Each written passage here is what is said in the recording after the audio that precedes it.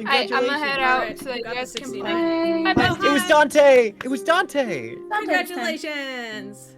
Oh, Dante never gets it. No, That's I'm gonna use it to get a critical and fucking blow you to smithereens. Oh god, wait! I like how your profile picture is just Treyon's flag. Is what it looks like.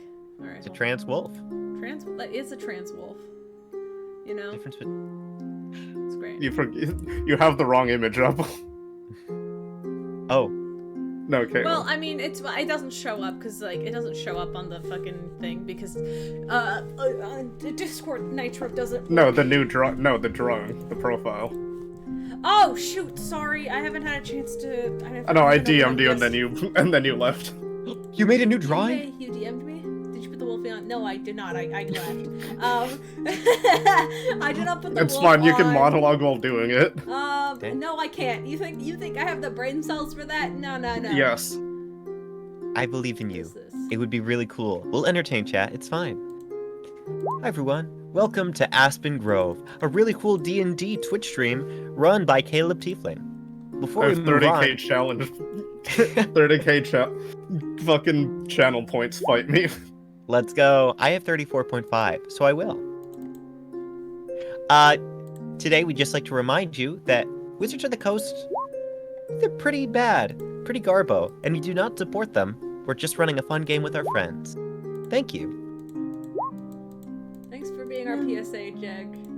Of course. Somebody has to. I'm trying to remember how to put images on OBS. This is me scrolling through the little index thing, going back and forth, not knowing how to read.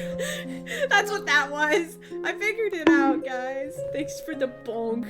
Okay, OBS program files. No, I want to go this. We go to Talkies and we go to the Ripped Wolf.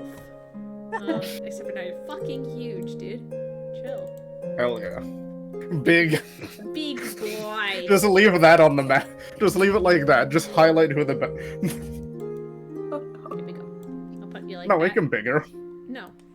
Yes, that's good. No. There we go. That should be better.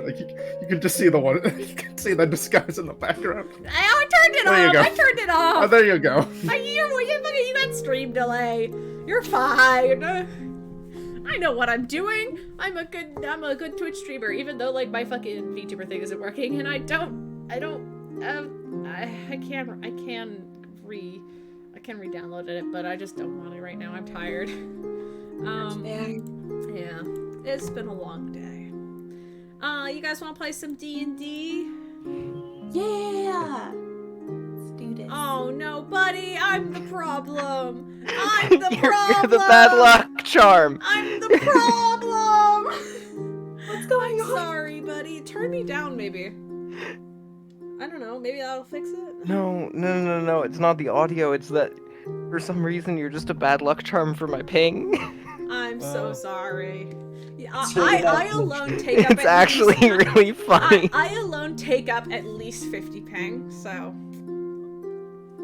So basically, you'll get to hear everything Caleb says secondarily from us, and try to figure it out from there. That sounds Truly. That sounds fun. I have a sorry, very buddy. important. Where It's gonna be okay. can you hear Caleb better, who is in, like, literally your city, or me better, the person who is across a that's a continent, technically across. true. Oh, Well, I mean, Caleb's not technically in our city, for starters. You think That's is in a complete different municipality. 1D egg. That's you're the worst. I have a really important I'm question. seeing what I by can the do way. with that. Just an incredibly important question. Uh-huh. If in campaign 1 we had a scaly, campaign 2 we have a furry, does that mean campaign 3 we need an avian? Yeah, Jake, you stepping up? I mean, I don't know if I'm volunteering as tribute, but it's You just are. an That's you interesting. volunteering for tribute. You Don't brought it worry. up, so you have to. Yeah. Oh, Don't no. Ask that We had a question and scaly not last be time, responsible. too. Yeah, I mean, hey, Scaly and a furry we last technically time. have a scaly in campaign 2 as well. True. I gestured to Felix.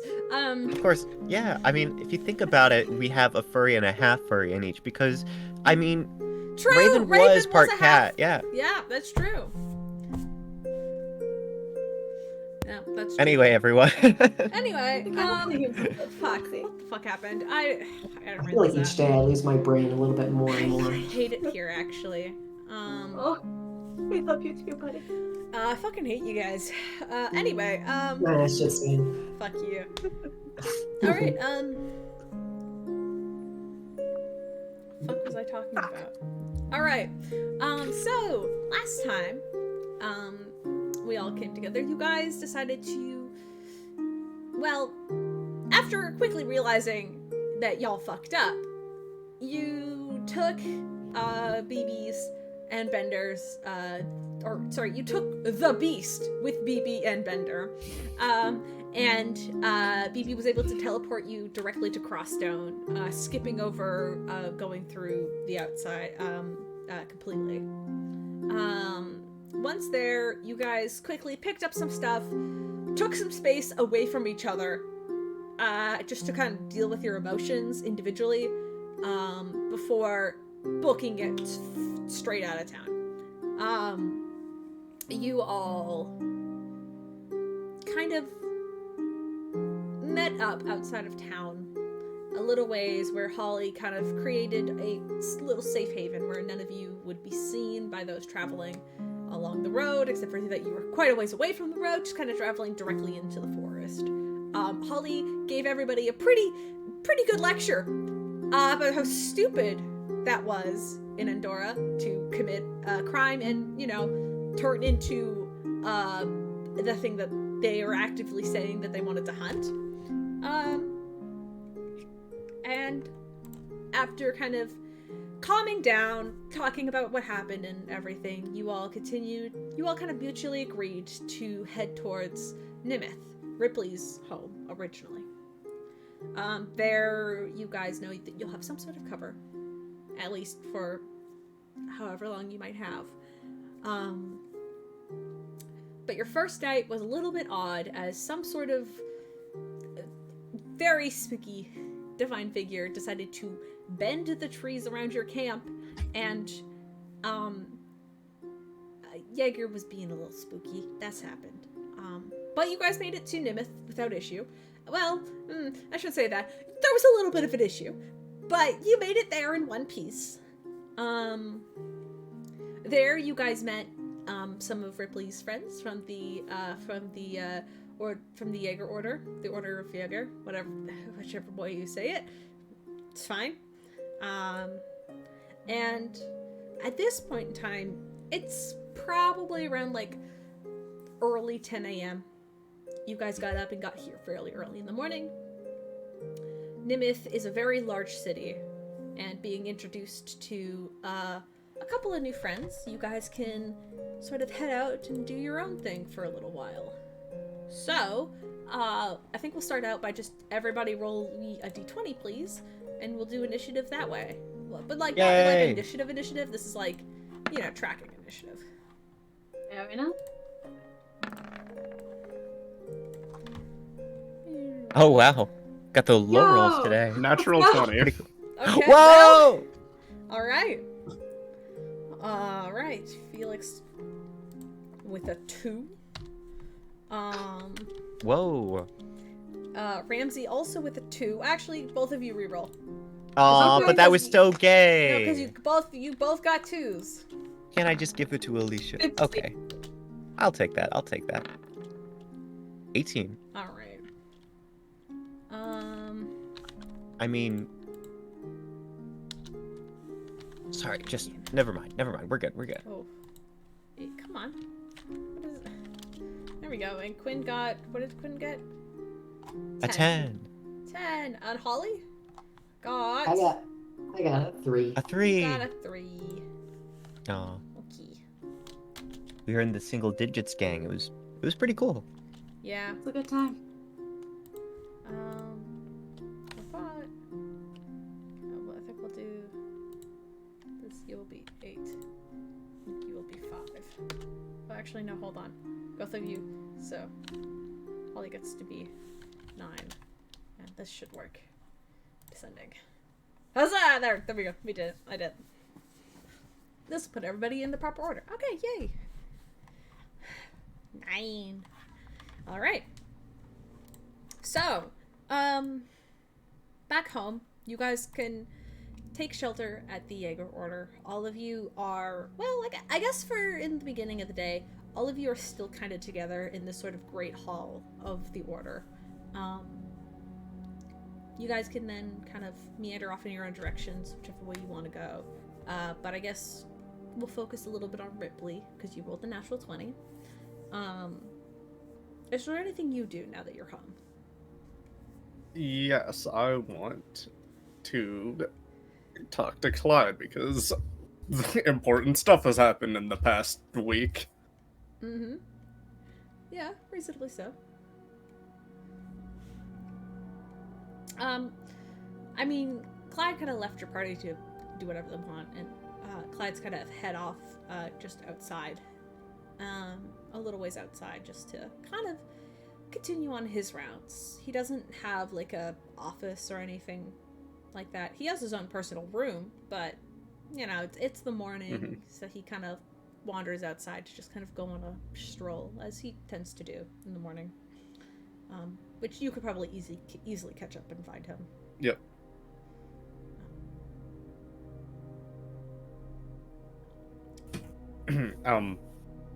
Master Clyde, I need to talk to you about my journey thus far.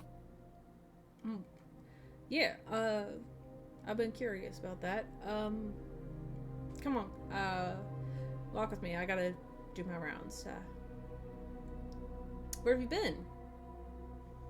Well, once I got out of the city, I ended up going to Crossstone for... Well, I made up with, just by chance, with Ramsey and Holly in the woods before we got into the city itself. And, well, for starters, has the forest here been affected by anything unnatural, like making the animals kind of possessed? You see, he kind of like raises an eyebrow and like looks at you. No, that would be something a thing we would have known about almost immediately. Well, when I met Holly, I was just at my own little campsite, and a bear came out of the woods, and it looked like it was partly decaying, and it had like black sludge coming off of it. It was extremely unnatural, and it was using necrosis against me. Well, that's worrying, but we haven't seen anything like that around here, so... Okay. Well, that's good to know. Also, in my time away, I've run into more of my kind, which has been mixed, needless to say. Oh. Before. 2 nights before we got here, actually, some from a different tribe ambushed us. Huh. Which was concerning because they did align myself with my brother. And how far out was this? About, I mean, for us it was a 2-night camp, but like a few. What is that distance roughly? We would have been able to track that. Yeah, I mean, it's definitely been like a 2 days journey. Yeah. So that would have been, I don't know what it is in like kilometers, or miles, or I don't know. Yeah. Either way, it's like 2 days, like roughly 2 nights out. About like halfway out of Crossstone, halfway to here. Around where that big chasm is, right side out of Crossstone. Strange. Because, I might not know a lot, but I do know that you're kind of prone to secrecy and hiding and stuff, right? Why would they... We were traveling... I wasn't in my disguise, and we were traveling off-road in case somebody spotted us, because I just wanted to be a bit more comfortable after all this time not, letting myself be free.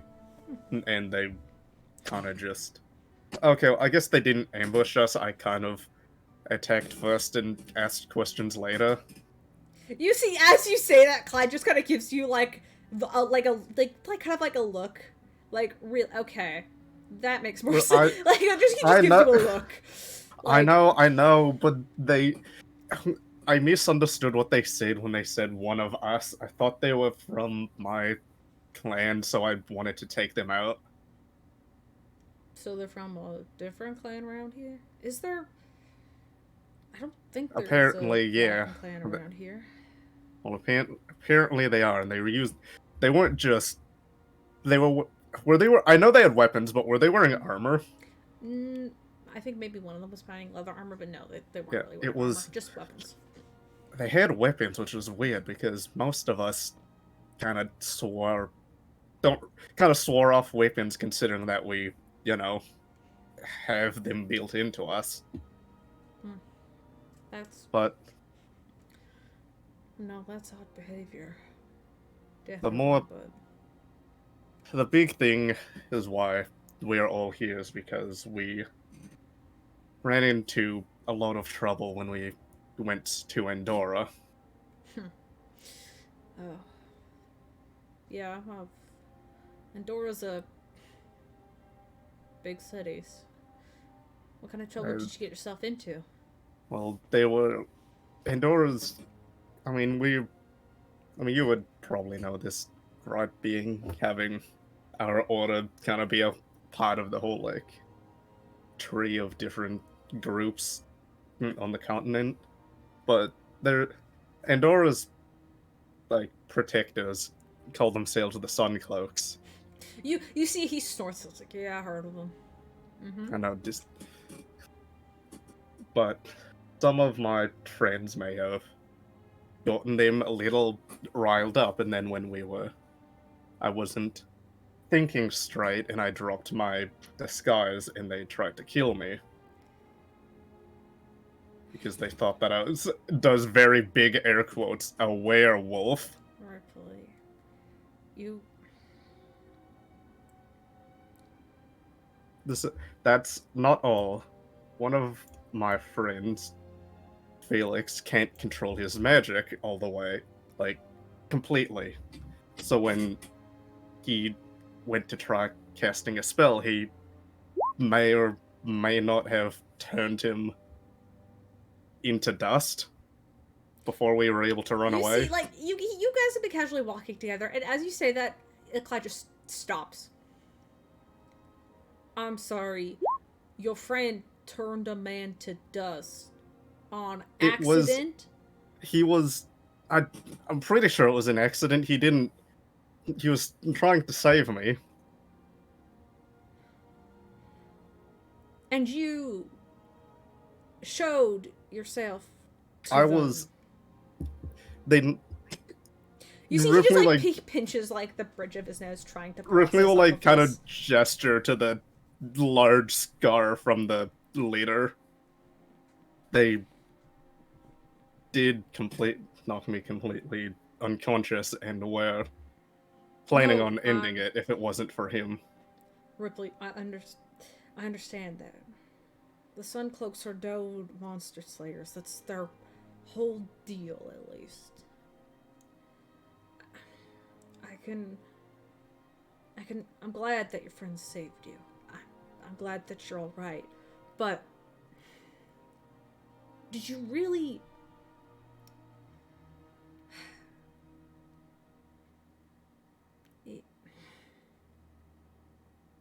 He just kind of, like, leans back and just shakes his head. Well, at least you're safe now. His head is, like, almost completely hung and is not fully making eye contact.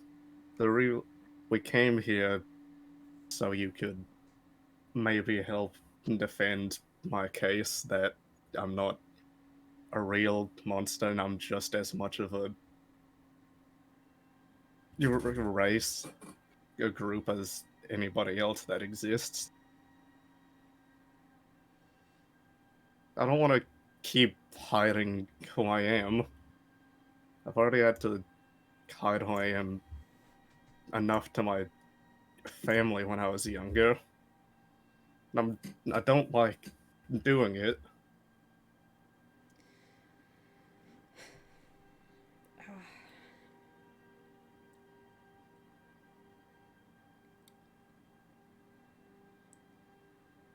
I'd like to help you in any way I can, but I'll be real. I'll be clear with you. I don't think you being a lycanthrope is the biggest problem here.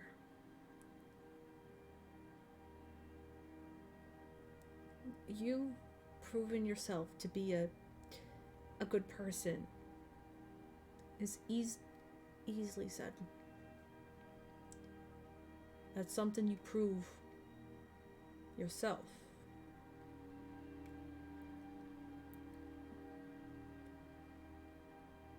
But if you were involved, or if your group was involved with killing a man, I don't know how I can help you out of that. And sure, maybe he deserved it. I mean, all those Suncloaks are assholes from what I've seen, but...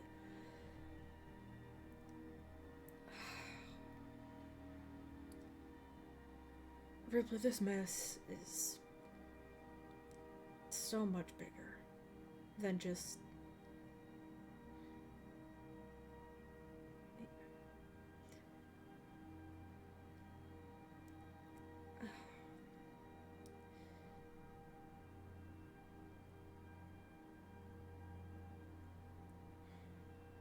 I know you're good.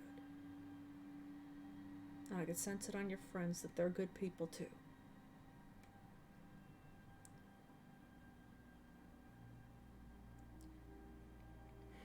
I just don't know.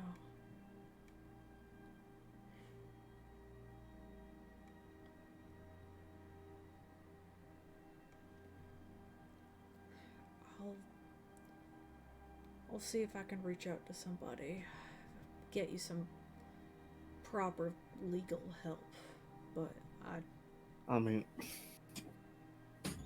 it's not a smart idea, but there's one person I guess I could call upon.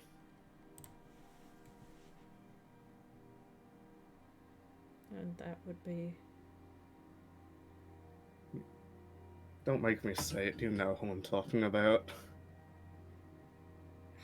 Rypley, I was talking about getting you a lawyer, not you don't... In all technicalities, I'm considered royalty in our culture. I don't want to agree with it, but my brother is the king of our clan now, so in all intensive purposes, they attacked someone of high value. They might not have known it, but he's the only person that could really vouch for that.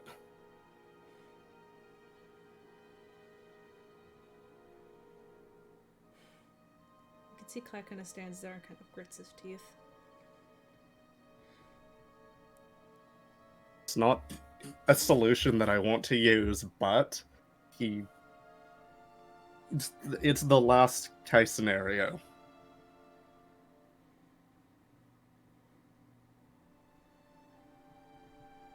I mean...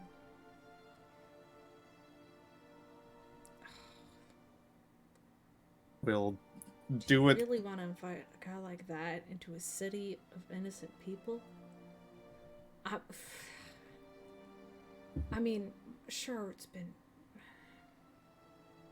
Sure, technically, but... Rypley, I don't need to tell you that that's not a good idea. And how would you even find him? You've been estranged from that family for far too long. They might not even consider you family anymore. Let me see if I can look into my resources. I don't want you getting yourself into more of a mess, okay? And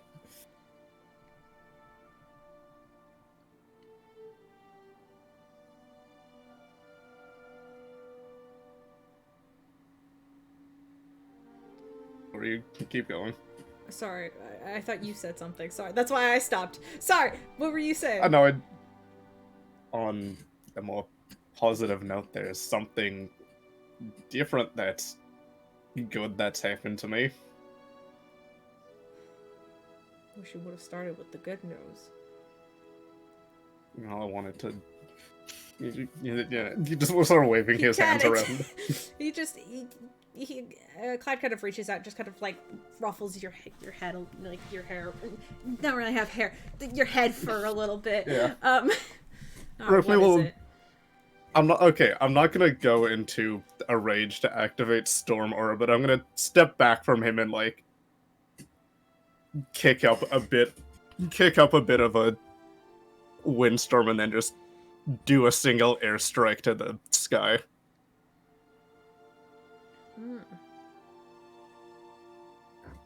You can see that brings a little bit of a grin to his face. Looks like you're finally harnessing some of Jaeger's power. Hey, it's... You see, he kind of stands there and kind of like widens his stance a little bit. And he goes, "Hit me with it. Come on. All right. Hit me with it." I will do an airstrike against him. Roll to hit. 23. It'll be one force, but it's a 12 save. I don't know if he's gonna. Strength? Probably. Yeah. Let's be real. Oh yeah, he saves. He manages to hold his ground a little bit. He takes 0 damage because it's halved. Doesn't he take the bludgeoning damage? He'd still take. Yeah, he would. Yeah, so he would take me punching him. So he takes. Well, yeah. So 3 points of damage. That's fine. He kind of takes it, and most of it's absorbed by his armor. Yeah, he takes it. And he goes. Still could use some work. I'm gonna head into town. You know where to find me. I know. I'm gonna go around for a bit. Alright. I will not interact with Devin because I know Ramsey wants. Above game, I know Ramsey needs Rypley for something, so I'm not gonna go interact with Devin. Chill. I mean, if you do want to take your time well, with that, like... I think at this time, no, at this time, you've done your scene. The scene finishes. Clyde walks off and whatever. We're gonna go to Quinn. Oh. Because Quinn's next in the line. Didn't we do the reroll and I got an 18? Well, yeah, that just puts you above Alycia. That makes sense. Yeah. Okay, that's good. All right, go for it. Yeah. Steven, let me know if you can hear me, buddy. Oh no, I killed him. Steven, I'm so sorry. You can have a turn. Dead. I want you to have a turn. Steven. Oh no. Oh no, he disconnected from the Discord. No, it's fine. Okay. He's having connection issues. Can you hear me? I hear you. Okay, I could hear you, but you couldn't hear me there. Oh, that's lovely. I was talking, and you're like, Steven, let me know if you can hear me. I was like, I can you not? Oh, Steven. Hello, NYCT. Thank you for the follow. Anyway, hi. It's your turn. What does Quinn do while everybody kind of disperses from the hall? What would you like to do first? The city is yours. If you need directions, you can ask one of the guild members, but you know, or I guess not guild, one of the order members. Sorry, but I think I would like to start by searching out any bards and getting them together. Mm-hmm. I mean, probably the closest bard would be, except for the fact that I'm in the wrong account. Hold on, give me a second. Here we go. Sorry. Would be Iris. They are she's like a little satyr bard who's a part of the order. She's got a matching, Jaeger mask, as all of them tend to do. And you do realize that she seems to have like a variety of instruments kind of strapped to her back and such. Like, she's got like a lute, a pan flute, as well as like some like light drums and whatever. Like a short satyr, about like maybe like 5 foot.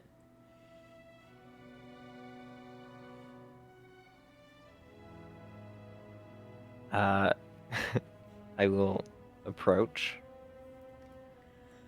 Excuse me, I couldn't help but notice your instruments. Thank you. I like to keep them around. You never know, what you need at a moment's notice. Can I? Given how eventful today has been, for everyone, seemingly, I was hoping to get a few of us, instrumentalists together for a small performance tonight, for the town, or however things work here.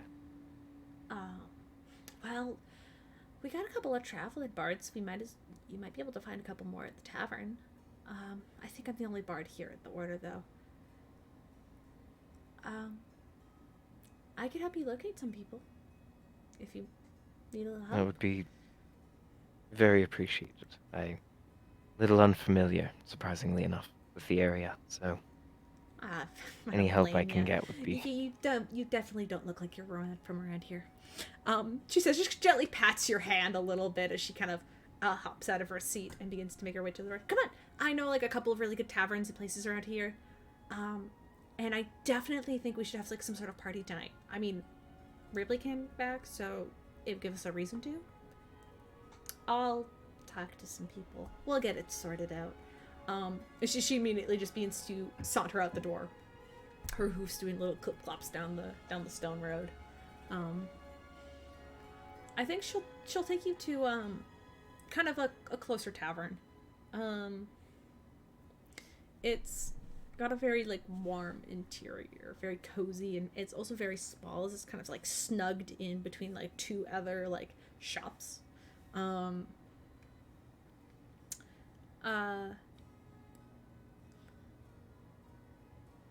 Peering around, I guess my next question should be for you, Stephen. What kind of bandmates are you looking for?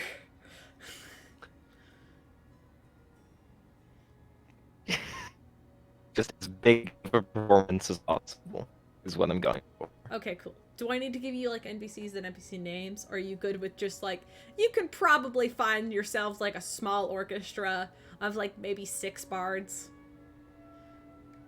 Is that I'm good with just we find ourselves a small orchestra if that's what you would prefer to do. I mean, I could give you NPCs for every single one, but currently Iris is the only bard NPC I have in the city.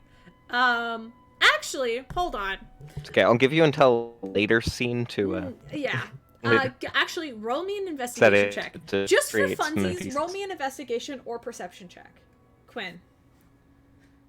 You do it. Do it. Perception. I will take that perception.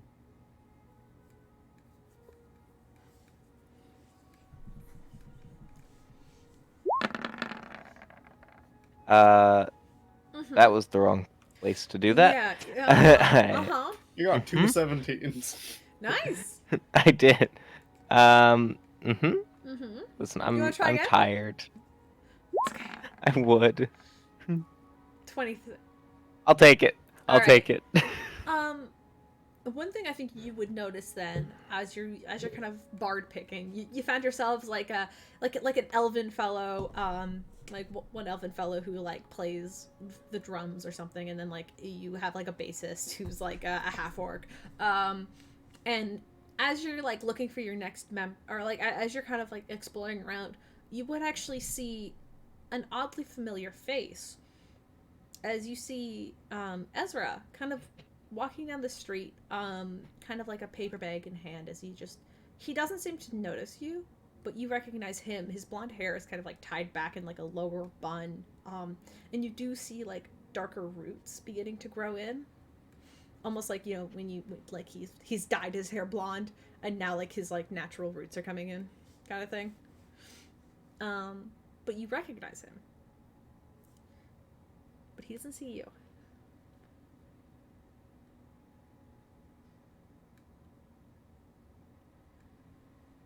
And I recognize him with a name?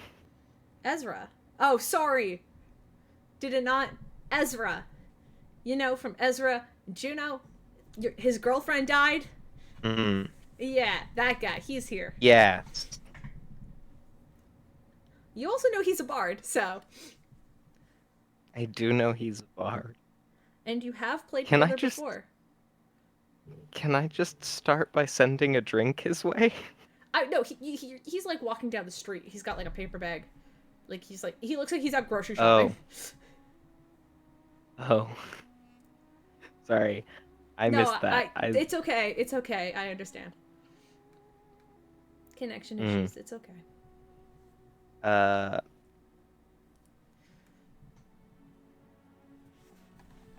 Okay. Can I just like try to walk in a pattern where he's likely to notice me, so it's not like I'm approaching him? Yeah, I feel like you could kind of like see, like he's kind of like looking, like window shopping, looking and like kind of like, you know, just eyeing some stuff in the windows, as you tend to do. And you can kind of like steer yourself to like walk almost directly in his path. And as he turns his head, he kind of like blinks for a second and goes, "Quinn?" In the flesh. What are you doing here, though? I could ask you the same question. I'm here seeing my family, but what are you doing? I mean, hi. He looks a bit stunned. I'm sorry, he's... What? He's here seeing his family? You're cutting out really bad there on my end. Sorry. He's Cool, here cool, seeing his cool, family. cool. He does look No, very nervous. You have nothing to be sorry for. It's my internet. No, it's okay. He looks nervous and like very underdressed. Kind of like he like kind of like his hair's kind of like reached that point of like he doesn't look like he's showered in a couple of days. Like it's like and like not purposefully. It's just kind of like he's probably been busy.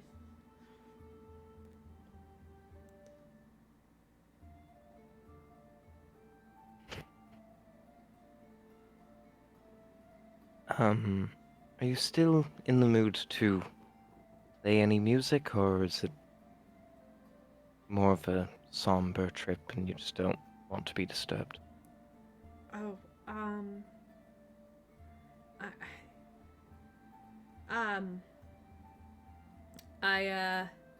taking a break for the bar crawls for now. I'm just kind of here to, you know, see family and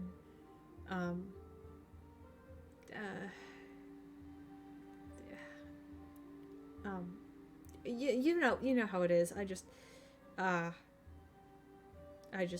needed to get out of Crosstown. Why are you in town? You didn't answer that.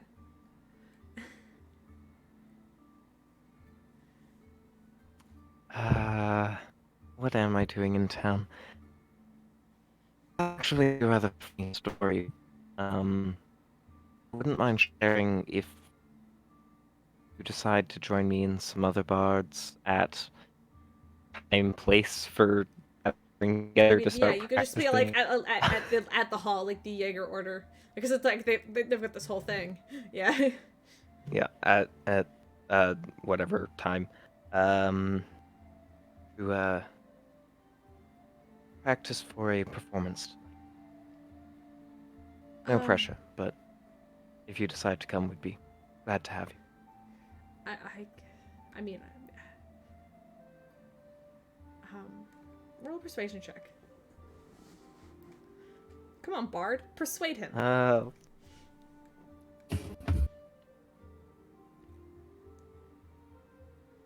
Okay.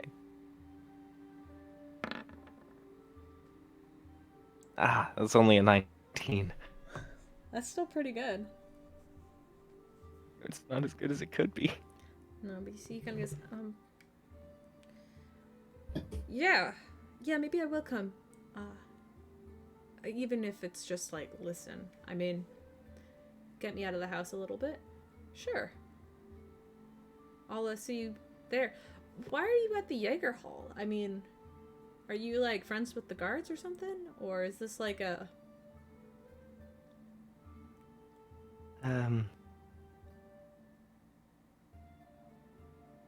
You could say I'm friends with someone important. Someone who just happens to have returned to town with me. See, he just kind of sits there for a second trying to like think about it.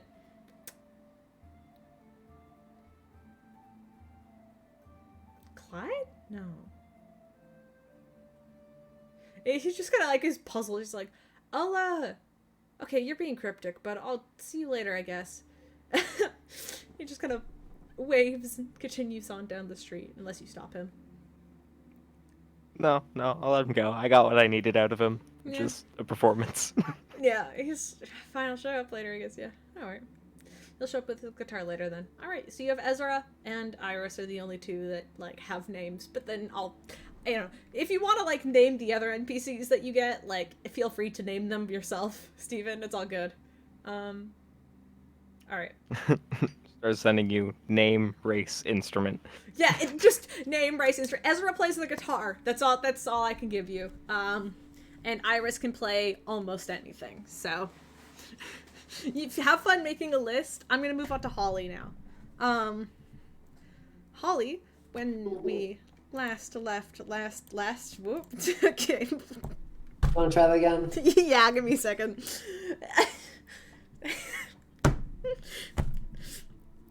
Last time, Holly, you, when we ended the session, you were, Xanth, you were walking up with, Xanthri?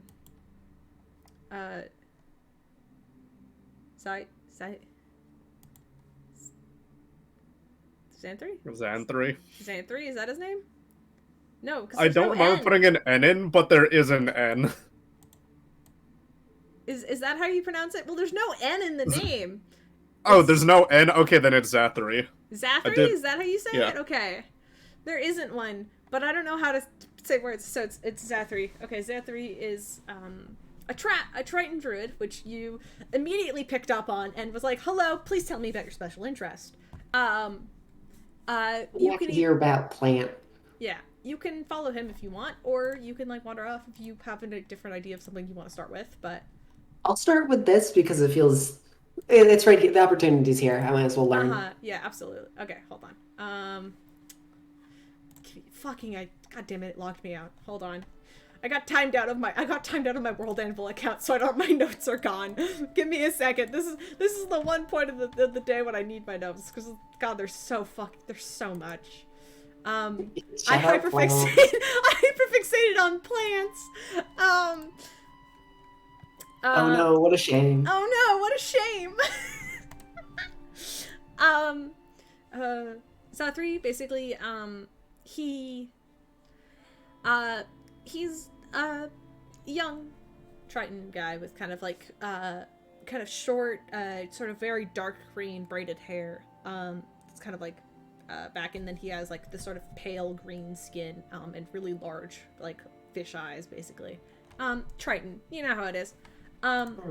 Immediately he begins, like, as you ask him about plants, he's like, yeah, immediately. Do you know how to swim? Quickly. Sure. He's gonna insight that. Yeah. Let me fucking. What's my deception? I swim. That's. Can you swim? Can I swim? He rolled a 15. So can you swim? No, not at all.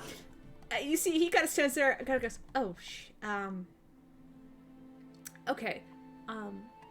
A lot of the cool plant life around here is actually under the water, or at least kind of on the surface of the water. Let's start with some surface stuff, and I'll take you. We'll figure it out. Yeah, we'll get there. We'll get there. Yeah. Okay. Hey. Here. He kind of takes you kind of back out of the guild hall into like this, which is surrounded by like this big vast forest, and he kind of takes you out and kind of like outside the city walls, just like a little bit, kind of a little bit closer to like the river, which you guys stayed at or kind of slept near previously, which kind of turned into a creek, but you can see now it's like a much thicker river, which then like kind of like some parts begin to pour in through the city walls, and kind of like that part what creates all those canals beneath the city. He kind of takes you outside the city walls a little bit, and kind of shows like almost like this large, what looks like almost like a community garden. It's got like a low fence line, and inside are just a bunch of like large trees and like large fruit trees and like a vegetable garden for parts. You mentioned you liked fruits and vegetables and stuff, right? Because you wanted seeds. Well, seeds, spores, really honestly anything. I just like plants. Plants are cool. Plants are very cool. People underappreciate a good plant. It's really true, honestly. You'd be surprised how much plants you need to live. Here, and you see he kind of like, he's got like kind of like a large shepherd's kind of cane, you know, like the sort of quarterstaff with a big hook on it. He kind of uses it to reach up on one of the trees and pull down a branch, so that he can reach it, and also so you could. On it, on this tree grows are these like bright pink fruits.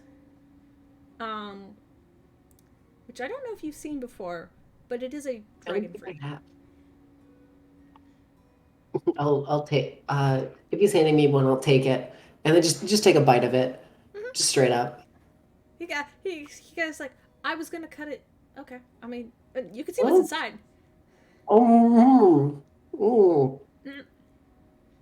It's good, right? Quite good. Yeah, we're kind of known for our sweets and fruits and stuff here in the city. You know, being so close to like a warm environment and there's so much water, like it becomes really easy to, you know, create things like fruits, sugar, and honey and stuff.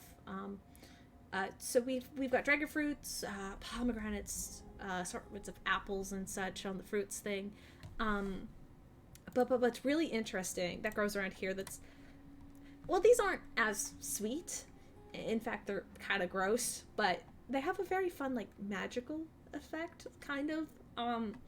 He kind of takes you over to a small, almost like, slightly thorny bush.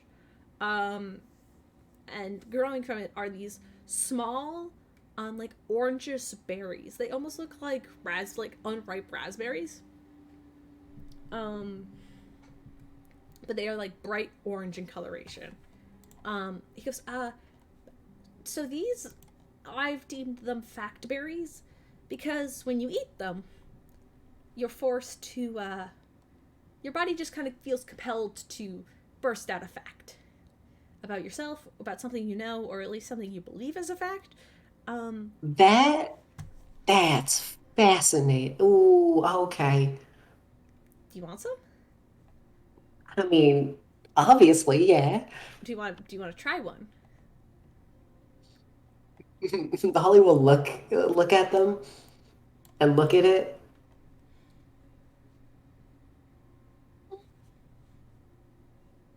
I think I'll hold off for now.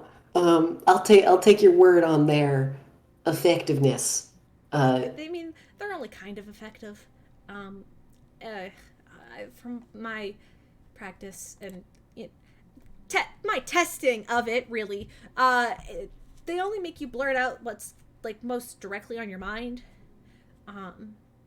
So, like you know, a lot of them is like, man, I'm really freaked out right now, or man, I really got to pee, or just stuff like that. You got a lot of the time. Yeah.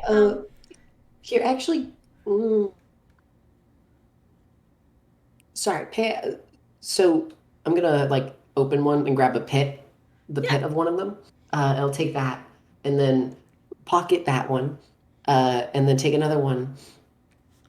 And what did you say that they were called? I call them fact berries because they make you tell facts.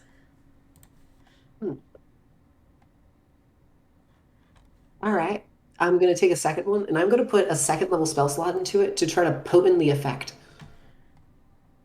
Okay. To grow like a small bush that's just like the same size, just extremely potent. Okay, go ahead, roll me a druid careful.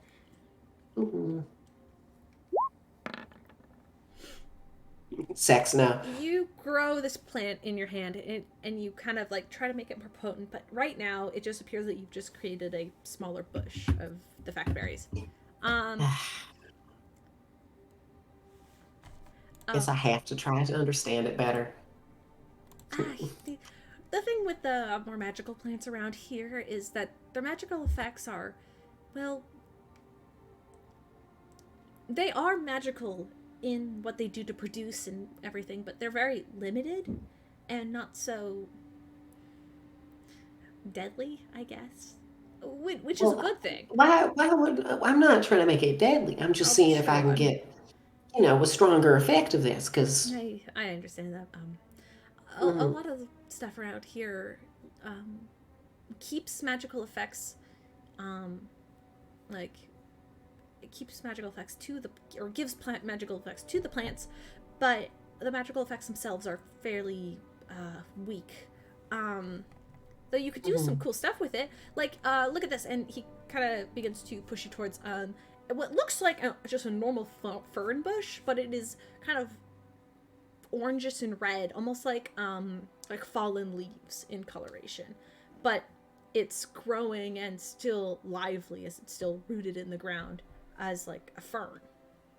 Mm-hmm. So if you take just like a piece of the fern leaf, kind of like this, and you see he kind of plicks off like, because you know how like ferns have like the fern leaves themselves have like many different. He takes off just a sliver of that, and then as he pulls it off, you see as it just almost like armadillo, like those like pill bugs, like curls up in his palm immediately as it goes from like bright orange to brown in his hand. And then if you just kind of either crush it, push it down or something, you see he just crushes it in his hand, and as he opens his hand again, it's very fast as he closes, like crushes it and opens his hand again, you see just like for a brief second just a spark of flame. Ta-da! Oh, okay. And what's this little guy called? I call them sparking ferns because they just create sparks. The flames that they create are actually cold, so you can't actually use them for cooking. But they certainly glow. They create like a brief thing of light. Yeah. Yeah. Is it flammable? I don't think so. I've thrown a bunch of these around and I've yet to cause a forest fire. See, he pulls up another one, it curls up in a ball, and he just throws it on the ground. There's like a poof of grass, like on the grass, and the grass does not look singed. See, the fire is cold, so the heat doesn't grab. There's no heat for the grass to grab onto. It's more just a magical effect of almost illusionary magic, is what I think it is. But it certainly looks fun. I'll take one, pick it off. Obviously, pocket one, and then I want to take another. I want to do a first level spell slot as I take it. Hey, do you want to see something real quick? Sure. I will take out my blowpipe and then put it in, and then shoot it straight up in the air with the first level spell slot to make as many as I can.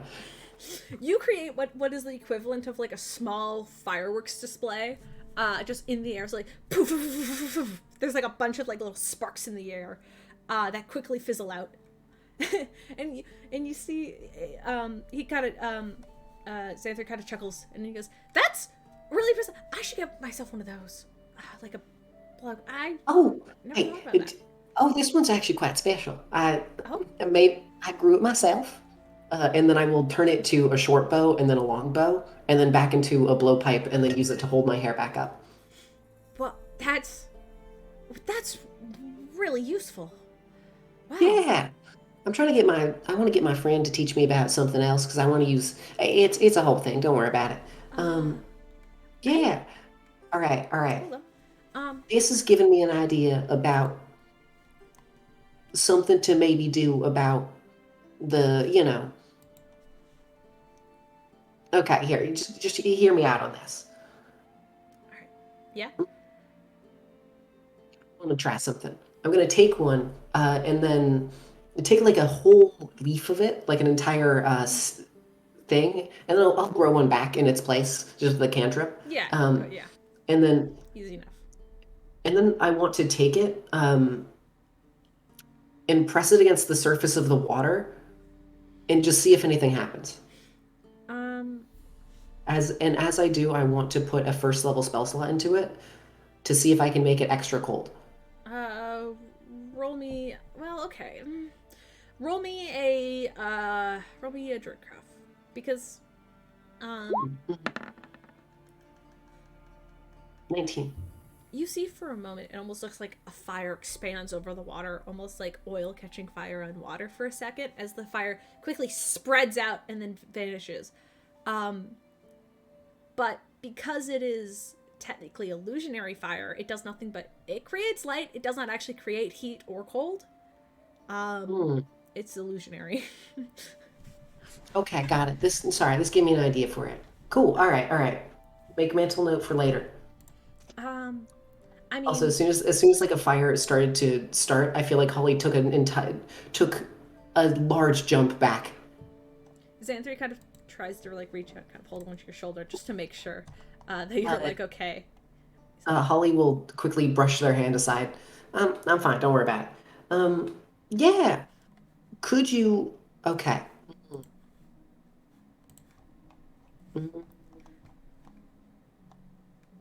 Yeah, I mean, do you want to take me to where the water stuff is, and then I can just like poke my head inside? Yeah. I have an idea. As long as you're okay with getting a little damp, I can make it so that you can breathe underwater for a short period of time. I just was gonna. Sure. Yeah. Why not? Cool. I mean, unless you got any other cool magic plants to show me. I've a couple, but they're all underwater. It's kind of where I do most of my gardening.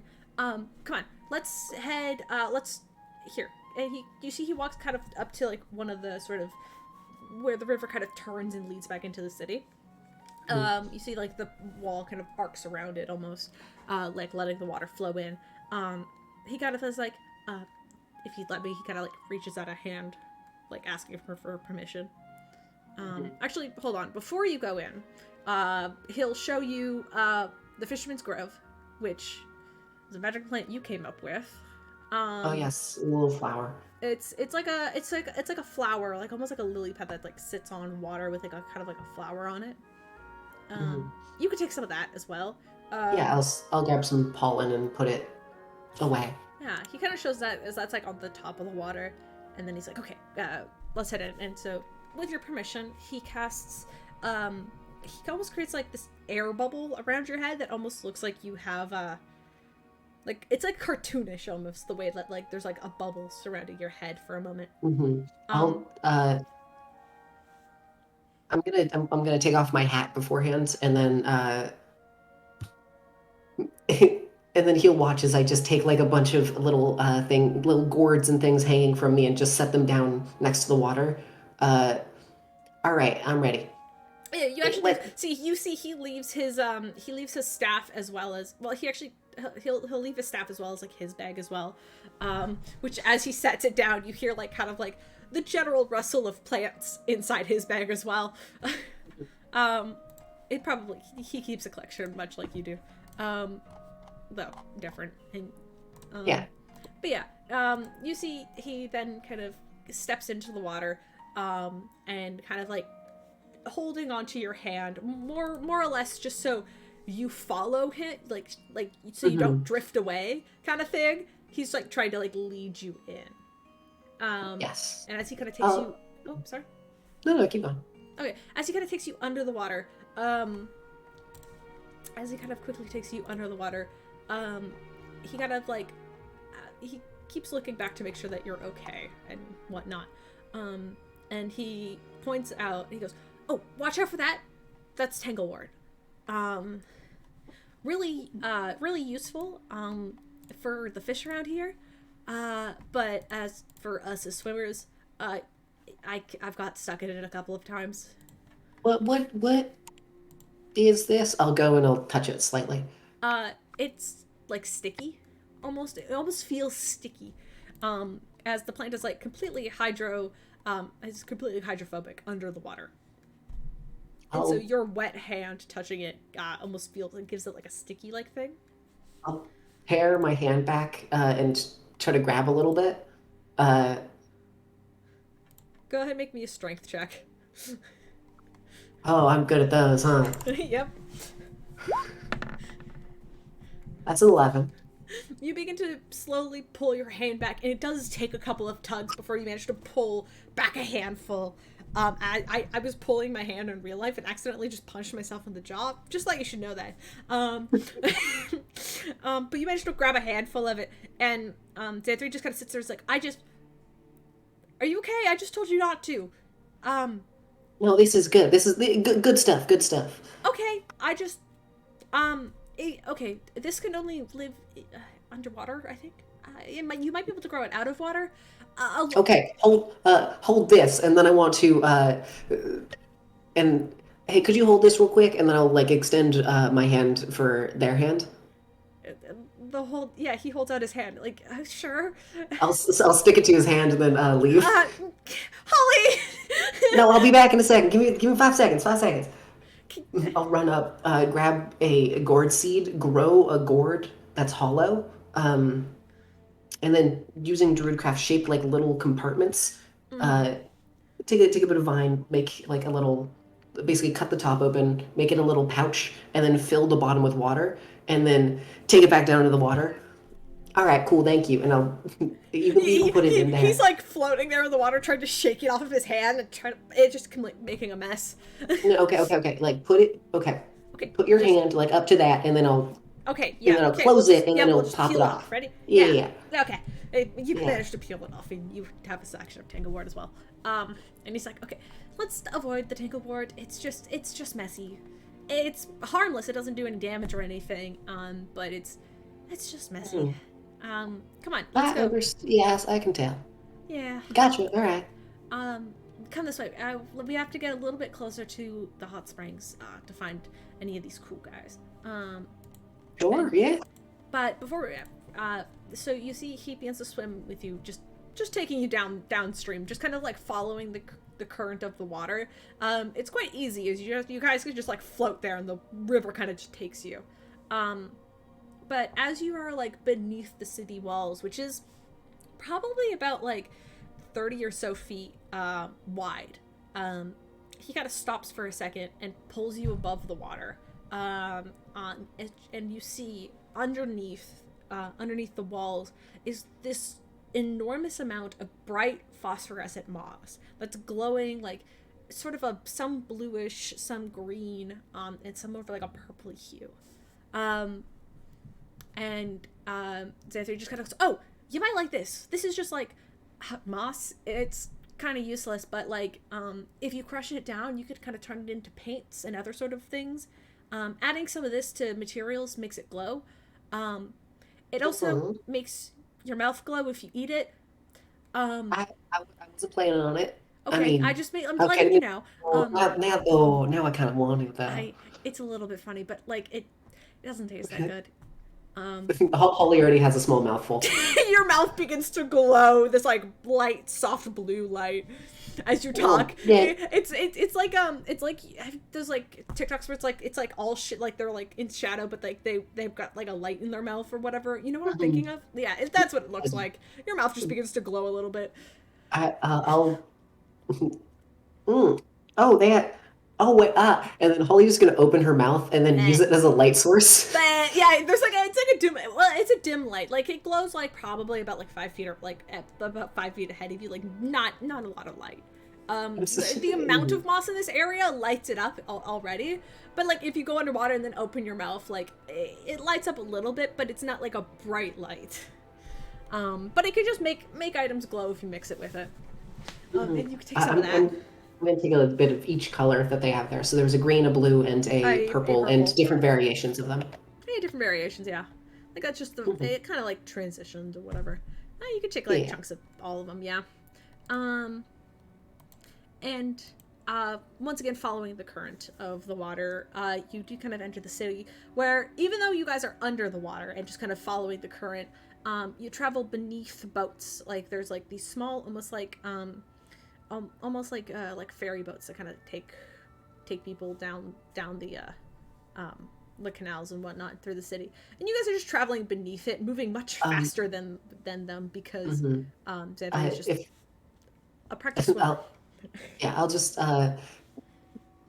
Holly is like trying to walk and it's taking her a little bit, but every single time they pass underneath one of the boats, she just takes a little handful of moss. And just keeps making more with just Druidcraft cantrips, and then it's just kind of on the bottom of the boat. Yeah, just smearing on the bottom of the boat. There's some handprints and stuff, and just so the actual like the path behind us is just kind of all lit with different moss. Yeah, I think Xanthri kind of like reaches up at one of the boats and like draws like a smiley face with his finger with the moss, and just like a little glowing. Like it's just stuff like that. While you're swimming, if you're trying to like walk or whatever, Xanthri will kind of like try to like be like, okay, just lean forward, like trust me. Oh wait, no, I got this. I'm gonna take out a bit of the Tanglewort, Druidcraft it to make a bit more, and attach it to the soles of my shoes so I can walk along the floor. That's not.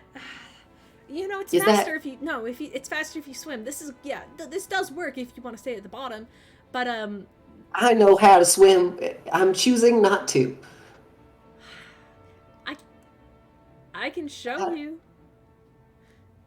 It's fine. No, it's fine. Oh, all right. You guys do make it closer to the center of town.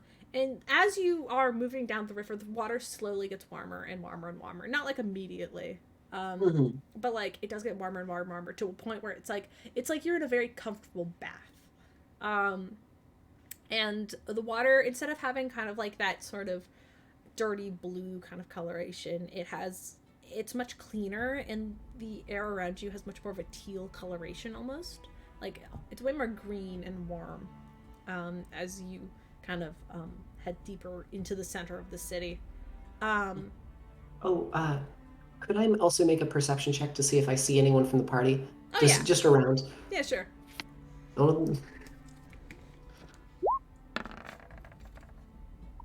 Nah. Too much water. Plants are cool. Plants are cool. Plants are cool.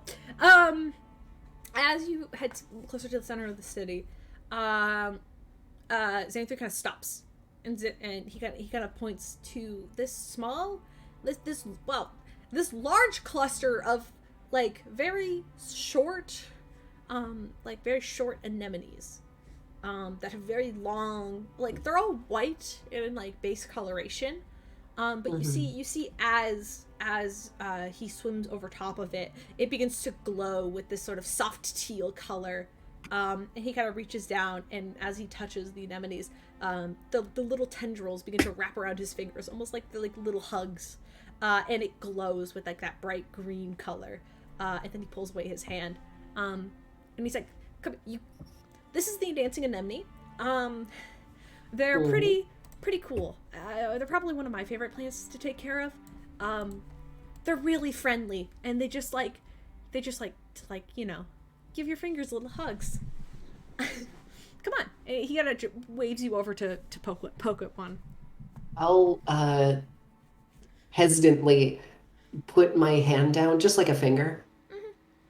You see, as you reach down, the plant reaches up for you, and like the tendrils slowly just wrap around your finger, and then it begins to react, glowing with almost a slightly yellowish color at first, before it kind of goes into a more familiar greenish hue, which, Holly, I think you would recognize as the same color as your magic. Like the same kind of color your magic produces when you cast spells or enhanced druidcraft. There's like this sort of... There's like a certain arcane identity that your magic has. And that identity, though most of it is verbal, as we talked earlier, it does have a color, and the color seems to match as the anemone kind of glows that color as it touches you. I'll bend down and then open up my little thing that has all the my little water pouch, and then, hey, do any of y'all want to get in? Like, I don't know if you can move. Flash a color if you want me to pick you up. They're glowing. They kind of glow that sort of bright greenish color. Oh, that's too many of you. Hey, so just kind of goes, just take a handful. All right, they reproduce really fast, so it's not that big of a deal. I would be careful though. Yeah. So the main thing with these guys is they can detect arcane signatures, much like yours, you and I. And he's got like his hand in an anemone right now, which is like glowing this like tealish green color. They can live outside of the water for up to 72 hours. And during that time, they're oftentimes attracted to movement and sound, and will kind of glow depending on whatever signature that, you know, whoever is moving by. Yeah, that. And you said that they like. Okay. Yeah. They could detect movement up to this like I think it's like up to 90 feet in any direction if they're grown properly. Okay. Yeah, that's very useful. Oh yeah, but to get that range, they need to be really big. You know, like these guys. Yeah. Like those little guys, you know, like a little guy can maybe do like 5 to 10 feet, and then the bigger the cluster, the bigger the plant, the bigger the range. Ooh. Of course. But I think it's fun. It is very fun. Yeah, but they're harmless. Besides that, you know, they just detect magic. Mm-hmm. Cute little things. Unlike this guy, you see he turns around and kind of like drops down like what looks like a hole in the ground and just like vanishes. Oh, god damn it. All right. And Holly will kind of just let herself drop because she doesn't know how to swim down. You float. You begin to float downwards. Eventually, Zenthree's there.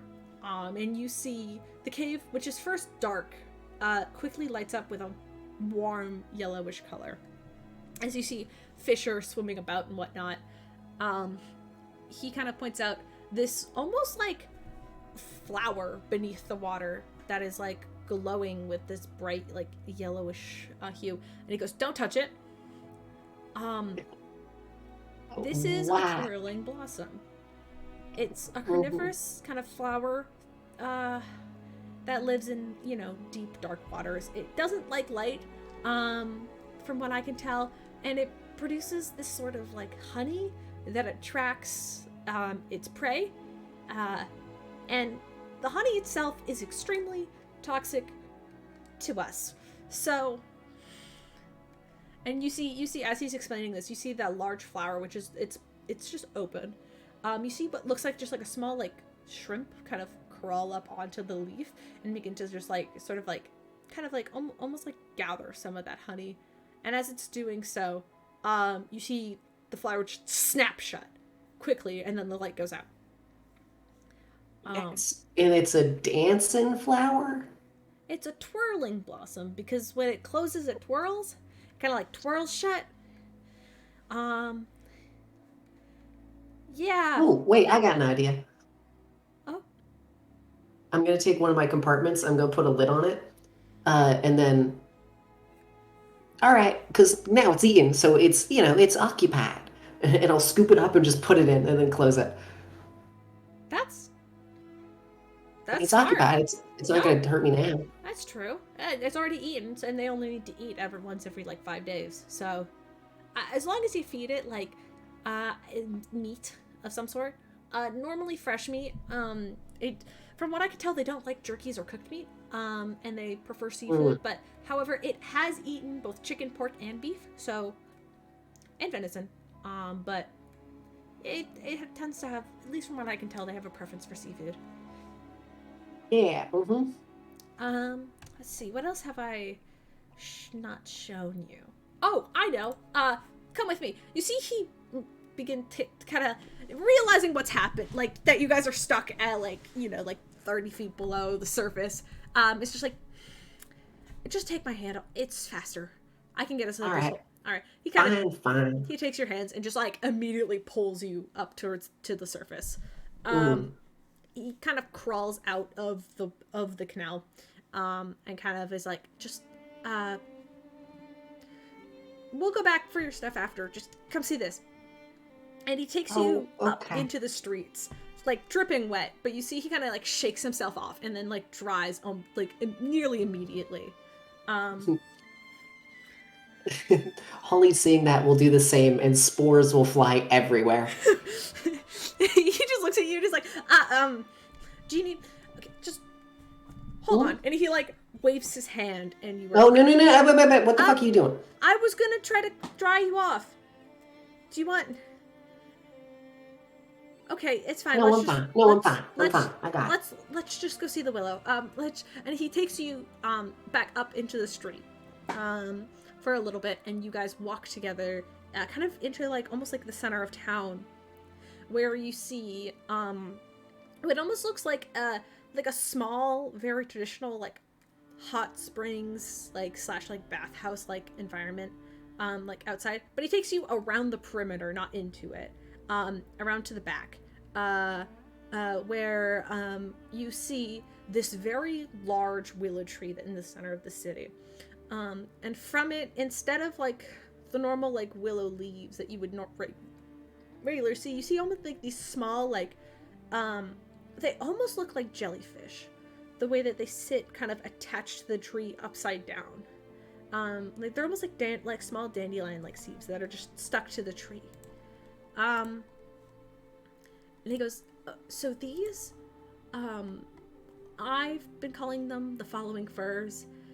Each of these furs, as long as you have something that I think it's smell based, has the scent of another person on it, or yourself, I guess, they will begin to sort of follow the scent and track somebody down for, I think it's the next, 10 to 20-ish minutes. It really depends on, how strong of a scent you have. You see, he kind of reaches up to one of the branches and just kind of swats at it and gently touches one of the furs, which you see immediately detaches and begins to almost like a jellyfish, like with sort of how jellyfish swim, like the vroom, vroom kind of movement. Like it does that in the air, and he kind of backs up from it immediately, and it's still following him, and he kind of does a circle around you, and it follows him in that same circle before you see it kind of attach itself to the side of his head. And once again, harmless, but still really cool. And useful if you've lost your friend in the city and you need to figure out which way they went. So yeah, okay. Give me a second. I'm gonna snag the one that's off of their chest, and then I would like to. All right, I want to try something. All right. I'm gonna take a little bit of vine specifically and tie it around the back, and then I wish to cast a Druidcraft on it and let it go. Like I'm not gonna let the vine go. I'm gonna let the creature go, and I'm gonna cast Druidcraft to ensure that I'm still holding on to it and that the vine continues to grow. Okay, yeah, and as you do so, it begins to sort of swarm back to Xanthri, and Xanthri kind of walks backwards as it continues to walk, and then walks 30 feet, 40 feet away from you, 50 feet, and then it attaches to the side of his cheek. And he's like, can you are you gonna try to peel it off? Oh no, this is useful for later, because okay. This is very good. I have some seeds from the original tree that these grow from. Could I have one? Yeah, they're back. Well, they're back with our stuff. Yeah, okay, yeah, I forgot about that part. Mm-hmm. I kind of got excited. This is this tree there's a couple of really old trees that have been here since before Nimyth came up. And each of them they have their own unique properties in a way. And I've had plenty of conversations with the willow here, but I don't. If you get the chance, I think the two of you should have a conversation. Yeah, yeah, I'll do that. Do you? Sorry if I just assumed that you talk trees like I do. Sorry if I'm. That sounds a little odd. It's fine. I just can't exactly do that, Not yet. I'll get there. It's fine. I understand plants, so even if they don't talk to me, I kind of get it. Yeah, there's a vibe. Yeah, I read vibes. Understandable. I get that. You want to head back to our bags? I think that's everything I have for now. It was wonderful to listen. This is all fascinating. I have to collect and look at it myself. Obviously, I definitely do your own investigations. I've been studying the plants of Nimyth for maybe 5 years now.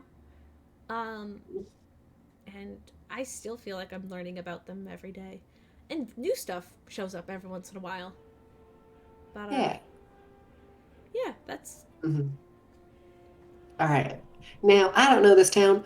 Which way is our stuff? This way. Do you want us... We could swim back. It's faster, but I think it might be just faster if we walk.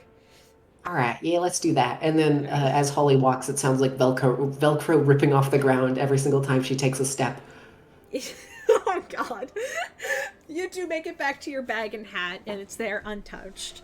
And you're able to collect your things, and you are given a sapling of the willow. What did you call this willow? I just call her the willow because she's the only willow in the city, which is odd in itself. But I don't know. She's just willow to me, I guess. And then she produces the following furs, which follow people. Yeah. I'm not the best namer. I think I'm realizing now. I'm the one who's named all these plants thus far, so. Oh, I can tell. It's okay. Okay. Yeah. No, hey, it's fine. I mean, I haven't named any plants yet, so I couldn't exactly tell you how you're doing. Hey, maybe you'll discover a plant one day, and then you'll be able to give it to me. Or I'd just make one. That also seems kind of possible. That also seems kind of. Well, if you do, I'd love to see it. Yeah, I'll get there one day. All right, you guys can go back and collect your things. And you've gained a few new plants in this process. I'm gonna use all of these to fuck with people. Absolutely, you're welcome. All right, Ramsey. I'm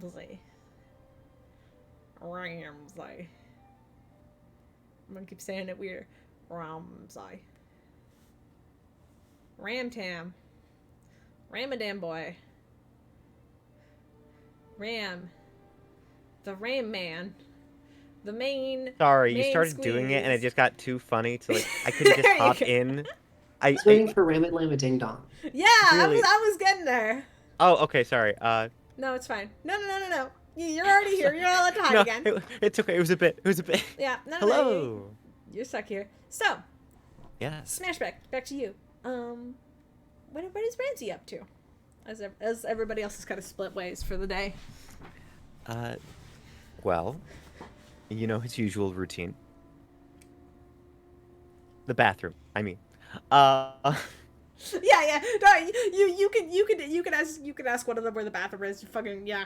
Hey, clean yourself up. It's been a while. You take a shower. Day. You've been on the road for a few days. It's fine. I understand. Of course. But after that, I think Ramsey gets his sword ready to meet up with Rypley. Yeah. I would like. You gotta find him first. Should I make an investigation check to track Yes, him I down, think you should. or a survival check? Because Whichever one you want. That's fine. You know what?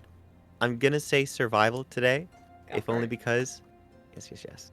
It's pretty hard not to spot him. Yeah. All right. D20 plus 4. That is a natural 20. Do I spot anything else along the way? Maybe.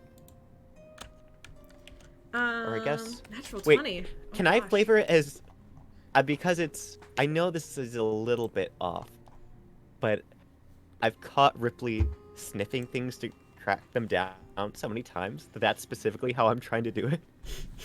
Yeah, you start sniffing the air, and as you start sniffing the air, you realize that there's a couple other people around you who are also sniffing the air, and you suddenly realize, oh, this is just normal. Even though they're not lichen folk, people just kind of smell and then kind of head in a direction. You see a couple of other members of the order just do that, and they sniff, and then they walk a different way, and you're like, oh, so you sniff, take in the air, and you immediately smell the scent of both a disappointed father figure and dog. And you head in that direction. I head a little bit quicker. And as you kind of approach the scene, you see Rypley kind of standing in this kind of open field area. Kind of like an open field area. And you do see Clyde kind of walking back towards town. As you guys are behind the main building of the order. I think Ramsey will stand for a bit, waiting for Rypley to notice him, in case Rip needed a moment.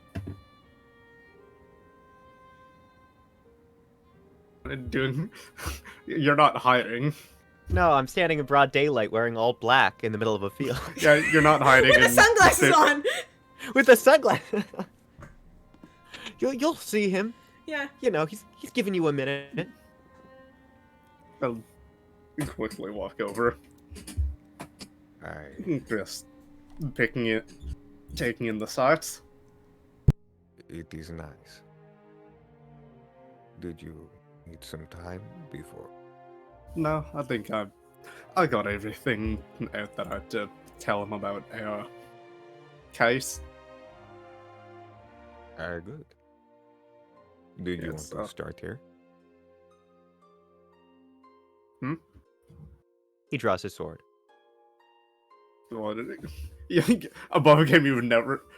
Did you mention this when we were sleeping? I think he did mention in the last thing we were talking about sparring sometime soon. Fuck, Caleb. I mean, No, I mean, I thought it was. I mean, Did this you is want to do that now? It's kind of like the city street. You can't. It's not really. No, I'm sorry. This I thought that it this was is in. that. It is a bit of a goof on my part, but also. Did you have a place in mind you would prefer to go? I mean, we are a fairly. We have training areas. If you want to go now, we can go. I'm just. There's people staring at you. Ramsey is going to look toward them. And I would like to attempt to smile with my eyes, knowing I'll have disadvantage because my face is fully covered. To persuade them that this is... I'm not the DM, but I'd say make a charisma check, not a persuasion. Okay. Caleb? It's gone. That's why I'm saying it. Oh! He died. That makes sense. Okay. I'm just trying to delay this as much as possible until Caleb shows back up. So just. I really appreciate it. No, yeah. Oh, so we put that on the back of it. do your charisma check. Oh God. Okay. Yeah. No. Let's go for it. I was listening to Liz's little. Oh no! An 11. An unforeseen event. Caleb is still not back, but Hi. Sorry. So Ramsey wanted to start fighting right where Rypley was standing, where Clyde left. It was like this is the streets. I did think they were in a field. And You guys are in a field. So great. Clyde was heading towards the city. You guys basically, so like imagine like the building, like there's like the Jaeger, the kind of Jaeger hall, is kind of in like kind of like a large open like and then like surrounding it like almost like a campsite is a large open field with like sporadic trees every now and then. Oh great. I was worried I misunderstood and like I was pulling an No. 2 electric boogaloo. No. You guys are in like a large field area. This is like the one part of the city that doesn't have a wall because it's protected by the order, and they don't need a wall. The rest of the city is walled in, but like over on this side, like it's open and just like leads out to the forest at a certain point. But like a campsite, there's just like a big open field. Clyde was heading back towards the building and then towards the city kind of thing. Nice. Like he said he was like, I'm gonna go look into this, see what I can do for you. I don't remember. Are Devin is a Beastmaster. Yes. Is there a specific like the number like the specific animal companion of theirs flying around? Yeah. Their specific animal companion is a bald eagle because I thought it was cute, and I like eagles. Yeah. Make a perception check to see if you could see it. Okay. Right. There Also, it is. that charisma check was to see if Ramsey was if he could give off non-threatening, I'm just trying to train my friend vibes, and I got an 11. Was that an 11? Yeah, there's nobody else in this field around you, but the trees feel intimidating. Okay. 14. 14? That's sight specifically. Yeah, because I don't think you could. I don't want to. Nah, it does not appear to be in the area at the moment.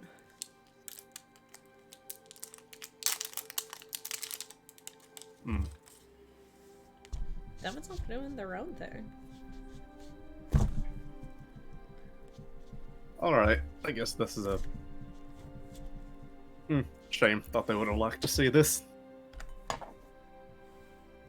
mean, you could try and call for them. They're probably around in the forest, but you just, with a 14, you don't see the eagle. Yeah, can I try to, like... Just shout into the woods. Will I do a specific, like, call that they would recognize for them to come to the location? Yeah. I'll say you're able to, like, kind of do a call into the woods. And then there's a couple minutes of silence. Before you see Devin running out of the woods, kind of like huffing, and you see them, what are you, what's up?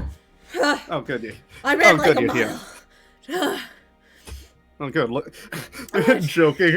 jokingly, like with the back of his hand, Rypley taps Devin's stomach. Good, you look like you needed the cardio. Oh, shut the fuck! What?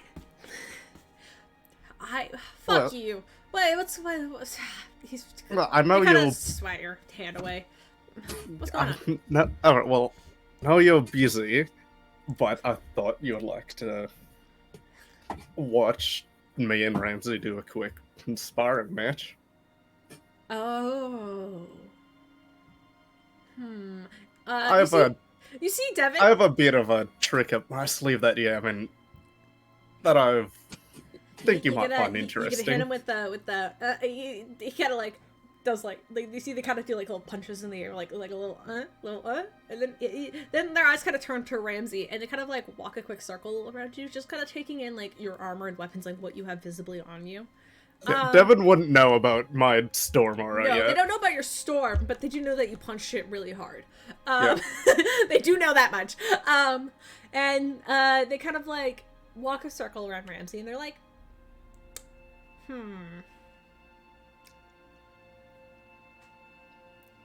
give me 1 second.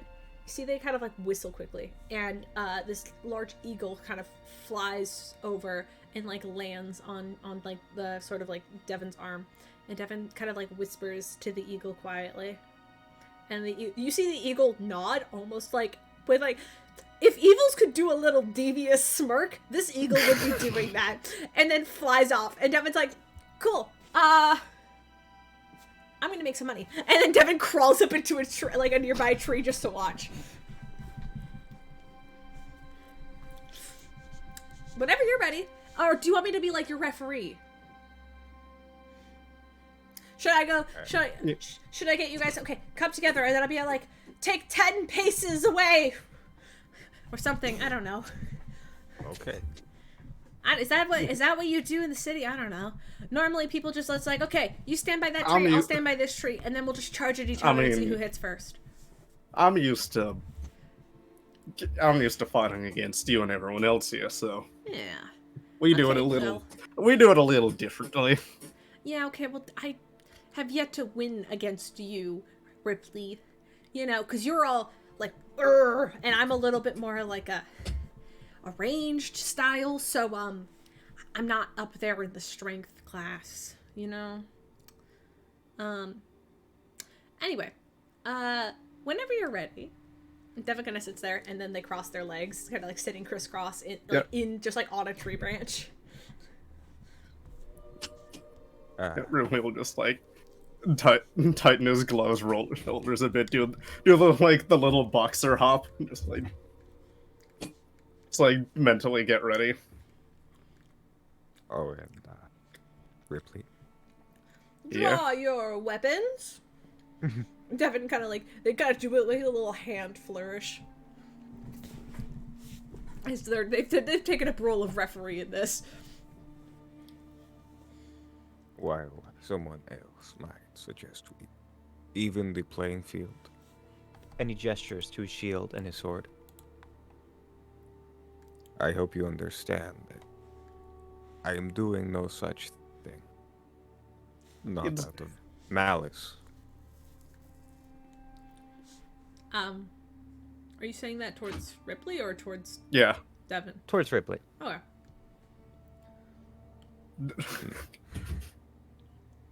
Your enemies will not pull their punches.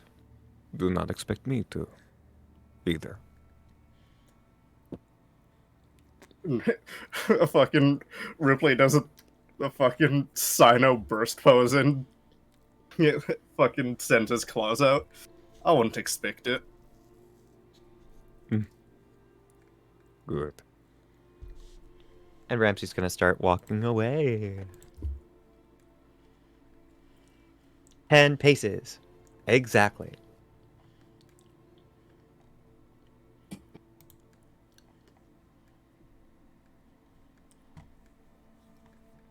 Caleb, is this the part where we roll for initiative? This is the part where you roll for initiative. Yes, sorry. Liz decided to send me funny plant thing, and I got distracted. It was bad time. I'm curious, how far is each pace? Just for the sake of it, can we put up the basilisk map and then just put Rips? Oh yeah, that would put be them on it. I don't mind. Just because Stormara, I want to make. Definitely. Oh, hey, look, it's all our friends. No, they didn't show all up. your friends. All of your friends can stand over here. Okay, so 10 feet of 10 paces. Are we just going to do 10 feet, or what do we want to do? Be 30 feet from each other. Okay. That's what 10. That's 10. Because if it's 10 paces each, then it would be. Let's do 20 feet. I mean, yeah. Okay, so you want 30 feet away from each other. Got it. I don't know what I want. That sounds good. It was a joke. 30 feet feels like That's fine. 30 feet feels like an appropriate 10 paces. Yeah. Okay. 5, 10, 15, 20. Then I'll move There you over one. Thank you. Thank you. All right. Okay. Ready, steady, spaghetti. All right. Go ahead. Roll for initiative. 14 or 18. Lovely. 18. I got a 15. You get to go Okay. first. Ripley goes on first. Immediately, completely showing off to Devin, Ripley will let out an extremely loud howl as I activate my Storm Aura.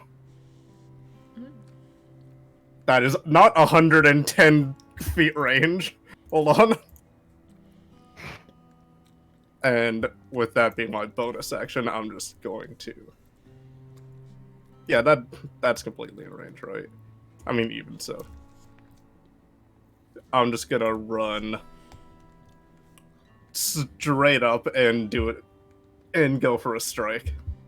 Ooh. Does 25 does hit, right? Excellent. Yes, it does. Go for it. Okay, make a 12 strength save and take. I'm doing claws specifically, so take 7 slashing and half of 3, so 1 force damage. Okay, gotcha. And 8 you points are of not damage. moved back. Very good. Thank you. All right. As Ramsey takes his 10 paces, I don't think he even has the chance to fully turn around as you rush up, the aura surrounding you, and it's like being punched by a hurricane. Basically, Admittedly, yeah. I don't think he even has the time to wince. There's so much going on, but almost immediately, he focuses up. I am going to take my following action to dodge. He is going to turn toward Rypley in the eye of the storm and stare. All right. Good. Now again. And yeah, I think that's my turn. All right. Before Ripley takes their turn, Devin will take their turn. By that I mean, those with the passive perception over 14 begin to notice a couple more birds land in the tree next to Devin. I have a 14. Alright. Oh, 15. Yeah, both of you noticed that just a couple more animals have begun to approach to witness this fight as well. Fucking pay-per-view. Yep! One of them appears to bring Devin like a little bag of chips, which they pop open and begin to eat. Anyway, Ripley, it's your turn. So, correct me if I'm wrong, with dodge, I have disadvantage, or do you have a higher armor now? You have disadvantage. Okay. Well, I will do my first strike. 10. A 10, unfortunately, does not hit. And you know what? I'm gonna do my bonus attack with Reckless, so then it's a straight roll. Ooh, very good. Which okay. means you have advantage on my next hit. Can't wait. Another 25. Yeah, that hits. That is another 7 slashing and strength save. Okay, a d20 plus 5 yet again. He rolls a 21. Alright, so 2, and then 2 force. Very good. Okay. Alright, Ramsey takes another 9 damage. You just keep laying it into him. Very good. Okay. It's your turn now, Ramsey. Alright. I think he dodges once, but by going low, you're able to get him pretty unfortunately. And the wind is knocked out of him. Ha ha ha. Looking at you from below, he is going to take a moment. Use second wind to roll a d10 plus 4.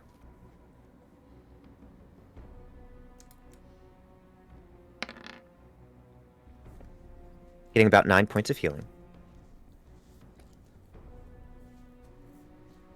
And I'm going to use my action to attack at advantage. Yeah, it's only the one attack, which you only have one attack currently anyway. Right, right. Not going to action surge now. Okay. A 13. That just doesn't shy of hit. him. Yep. He's still off balance and he doesn't quite make contact. That's my turn. Oh. All right, Rypley. You see like a little, like what almost looks like a couple of like raccoons come and sit down at the base of the tree. It's your turn. Oh shit! I'm raging. Both of those should also be +2. I forgot, but I'll remember this time. It's too late. No. Yeah, I know. You also healed, so we'll just say maybe you healed a little bit more. It's fine. Don't worry about it. Okay. Next time, though. So first hit, 9 does not, It does not hit. and then bonus attack, bonus offhand, 10 again.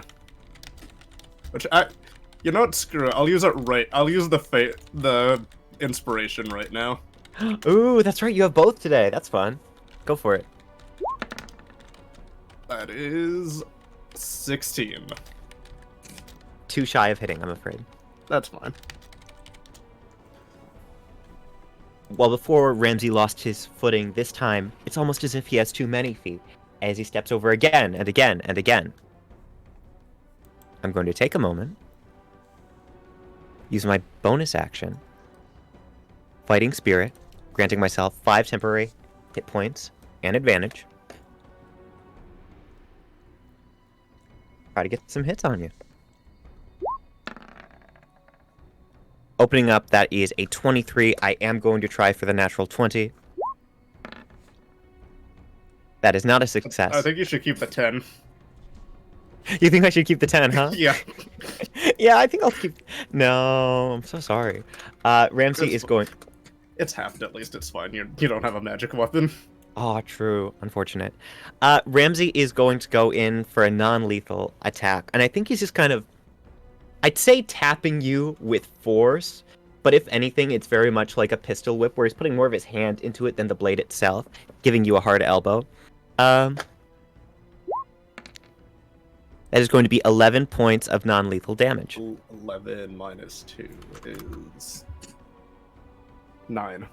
Very good. And I'm now going to action surge. Like a good neighbor, Ramsey is there with a 22. Yes, because I don't have any way of blocking. Okay. With a 22, going in for another hit. He does his d8 plus 6, non-lethal, this time going for the other side. So wham, bam, that is 8 more points of non-lethal damage. 6. It's not, because it's not halved, it's just minus 2 if I'm correct. Oh, I mean, for barbarians, it's usually... It's halved. Yeah. It's just +2 for the damage, so you should be having It's yeah. +2 for damage, okay. But just half. Yeah, Half of it is 4. 4 points. 4 for this one, and then the previous one, you take a little bit less, which is nice. I believe we were rounding down before, so that's 5. We round up. We round up in this house. Oh, well, then... Okay, a little bit more damage, but you're good. You're good. Yeah, I'll just take the 9 for that first one. Yep. All right. He slams left and then right and then comes back. Gonna do the same thing and hope that I can push you back. Very good. A variety of owls, eagles, hawks, crows, ravens are now like looking back and forth as you guys are exchanging blows in this large tree. 21. Wait, Raven's there? Yeah, yo, Raven? Whoa! Raven from Outcast with a C? A 21 to hit. A 21 does hit. Very nice. That is 10 slashing and make the save, please. Oh no! I hate 10 slashing. It's my least favorite thing. Oh, I added too much. That's not a +12. Yeah, do you want to re-roll that? No, it's a +2, so it's a 14. Right? No. I mean, it's a strength save, so it's a +5. It's a 17, not a 24. 17. We'll do 17 then. You don't need to re-roll it. Yeah, we can do basic math. It's okay. Okay, so then 3 slashing. Okay. I'm gonna, with my bonus attack, bonus offhand, I'm gonna do reckless.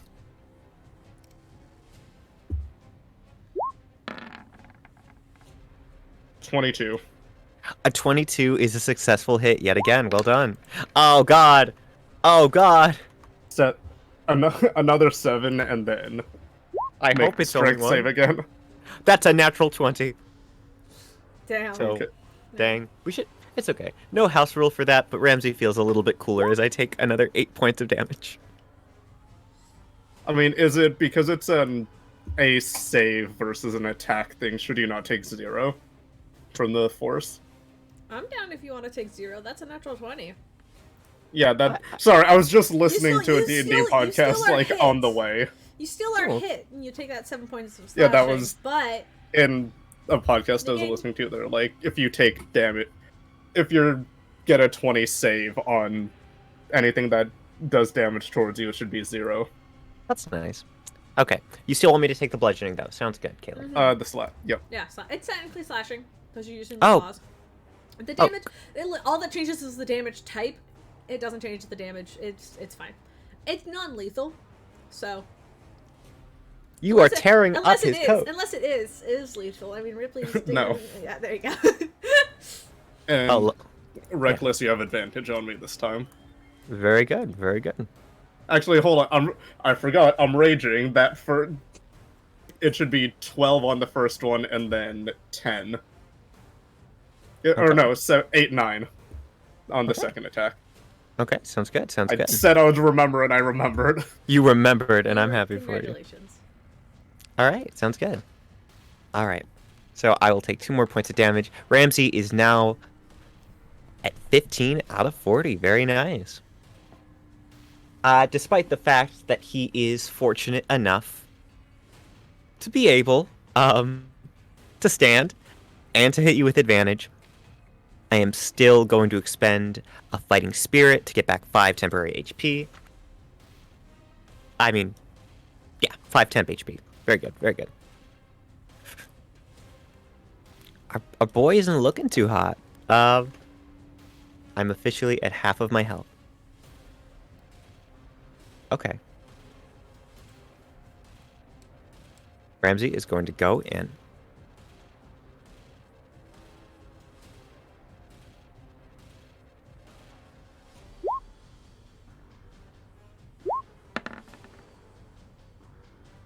Unfortunately does not hit. 120 plus 6. Natural 1. Oh. He gets hit so hard again and again and again. I think this time he stabs right past you. You hear, like, the cacophony of not only Devin, but, like, the cacophony of critters and birds now watching with them, just gonna go, oh, after that round. Very good. Very with good. that, Rypley is just going to clench his fist, and I will use my action to perform lay on hands on myself to get 15 health back. Oh no! And yep. Oh, now I'm back at full, and with my offhand, with my hand in a fist, I will punch. That I did not mean to reckless, but 17. Well, no, 17. Do you want me to reroll? I don't mind doing if you want to, you could do 13. Because unless you want to, like, no, you can't do reckless on bonus actions. You can do 13. Okay. A 13 does not hit, unfortunately. Do I still need to make the save? No, because I didn't hit you. Oh, sad. Yeah, that's right. Okay. You're right. Okay. I'm doing 13 because technically 13 was the first one rolled. Yeah. Very good. Oh, I'm back up. I'm back at full, so have fun. Oh, great. Okay. Right, yeah. All of the slashes just quickly heal on Rypley, Ramsey. Lovely. I'm gonna risk it for a biscuit. Ramsey is going to bonus action. No, I'm not. I don't have to. That's great. Okay, let me see. I didn't reckless, so your attack should be straight. Oh, he's not attacking. Okay. I would like to take the dash action, giving you an opportunity attack. Okay, great. Great. So if I'm dashing... 10 does not hit. Okay. I'd like to move about there, 60 feet away, as Ramsey's goal is to get lost in the storm. Give himself, Caleb, I know this isn't quite the field. Is there any cover over there? Like, there isn't actually a log. Yeah, we'll say that there's this is like a tree. Instead of a log, it's a tree. Okay, great. Going 60 feet, I can go behind that. Hey, go behind the tree. Yay! And that is Ramsey's turn. Okay. You hear Devin go, boo! Ah. It's your turn, Rypley. Okay, hold on. Let me add commentary to this. So, 35.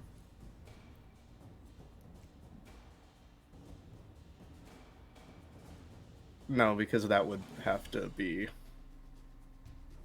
If I moved up to here and did a ranged airstrike, would that hit, or would it have to be right there? Because I mean, technically... No, it'd have to hit the square, so it would be... But also, this is a tree. So, it would hit the tree, because Ramsey's taking cover. So you'd have to come here or here to get, like, a clean airstrike on him. You could come over on this side, by the way. Like, yeah. Only, like, the Rudy area, like, these 4 squares, I'm considering tree. I'll even draw, like, a little bush shape. Yeah, like... It's a tree. It's a tree. It's the airstrike range is only 20 unless I Ah. put way too much energy into it to get a higher distance. Yeah, which you can do if you want to. Yeah, because hold on. Yeah, 35.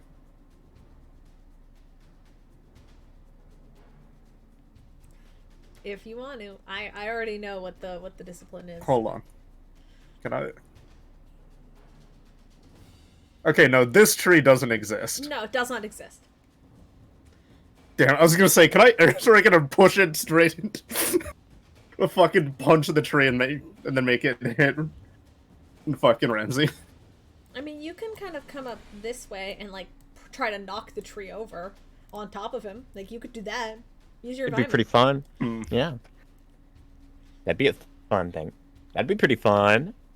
I love that you just drew it in red leaves, by the way. It's very I good. didn't feel like changing the color. It's perfect. Red is the color of what I'll be soon. Guys, I'm gonna be bloodied again. I'm going to.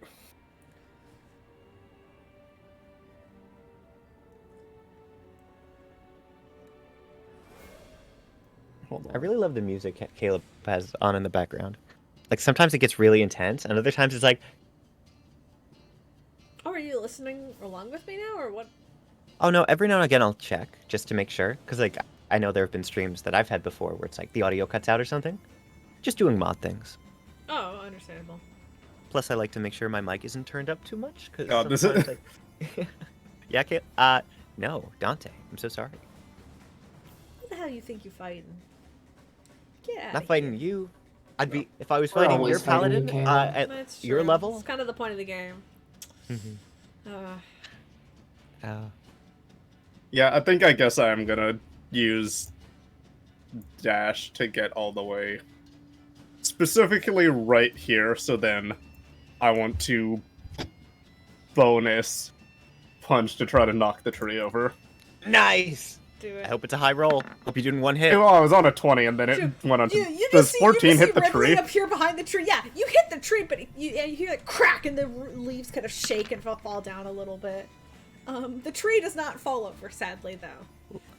Lovely. The tree does not follow. It's a fucking tree. It does not fall over. And you just hear Devin from across the field of this go, "It appears they're playing peekaboo now. What do you think?" And you see, like, as if they're holding like a fake microphone, they hand it to like a nearby chickmunk, which then just begins to chatter into their empty fist.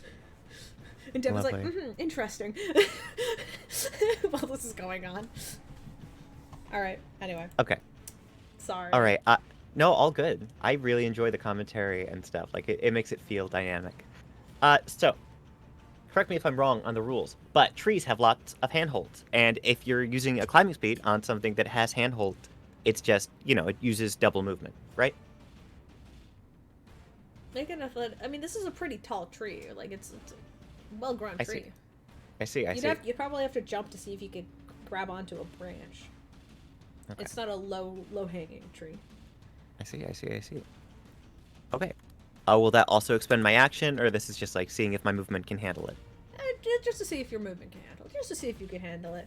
Basically, if you roll a natural 1, I'm going to throw you on your ass, and I think it's going to be funny. Great. I wish you didn't say that. 24! You easily kind of, like, propel yourself up into the tree. Great. Easy enough. You're a very athletic man. He's a very athletic man. All right. I would like to use my action. Hold on, I'm moving you out of the way so I can put this on the bottom layer. He. You made a tree? Oh, never mind. No. I mean, wouldn't your action be climbing the tree? That's my...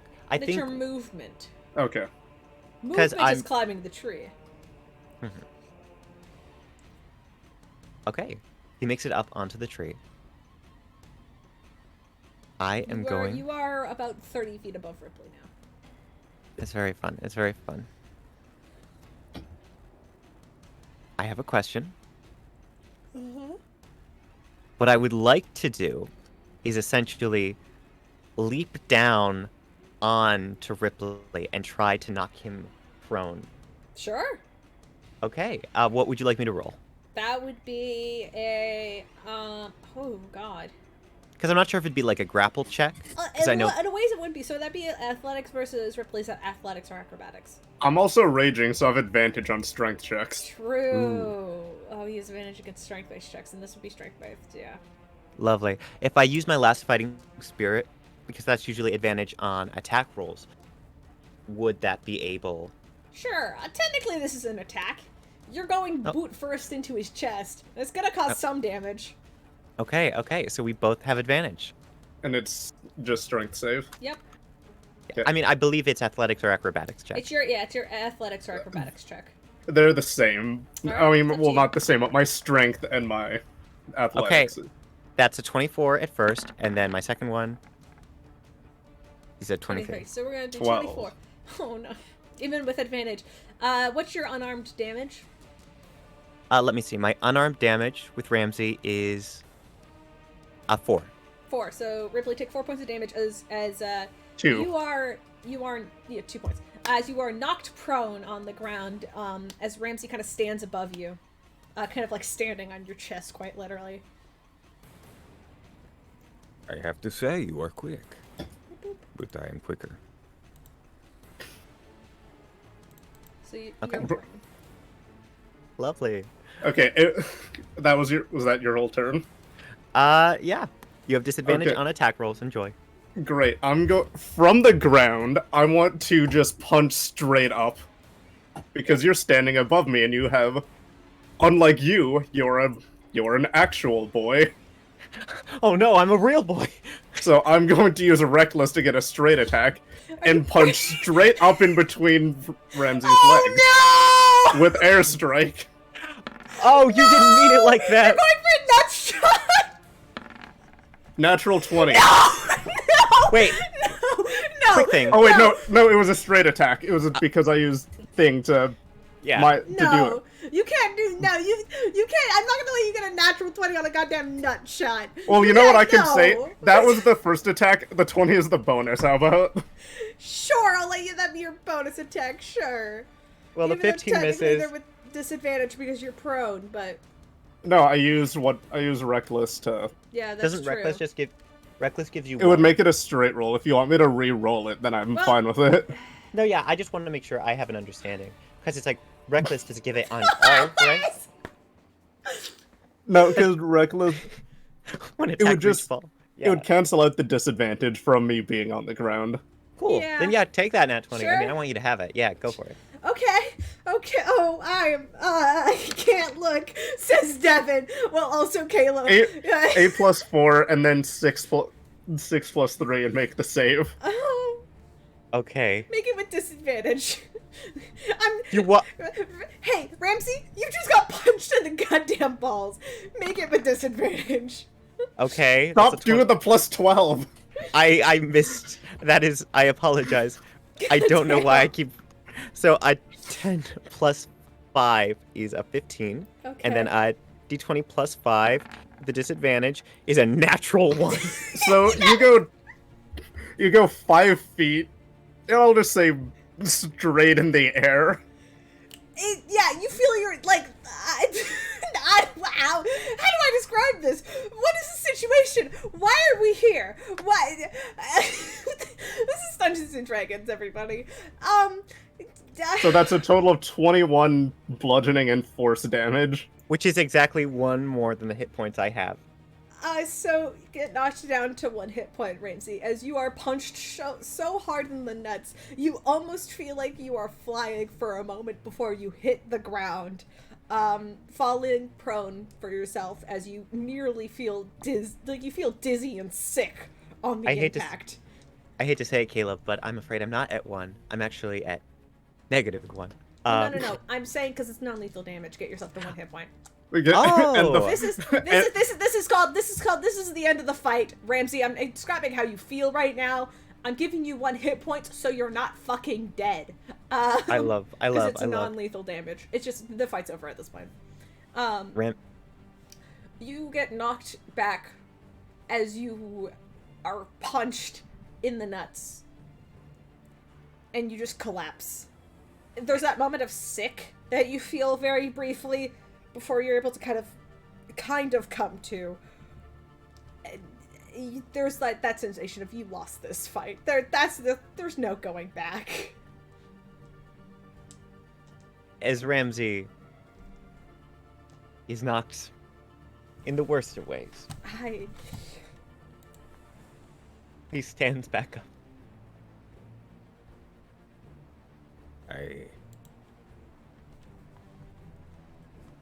Sheathing his sword and extending his hand. Is his hand shaking? A little bit, yeah. I hope that was fun. For you. It was for me until the end. Yeah, it was good. I feel like we may need the new rule for next time. I mean, you were kind of, you know, you easy target. True.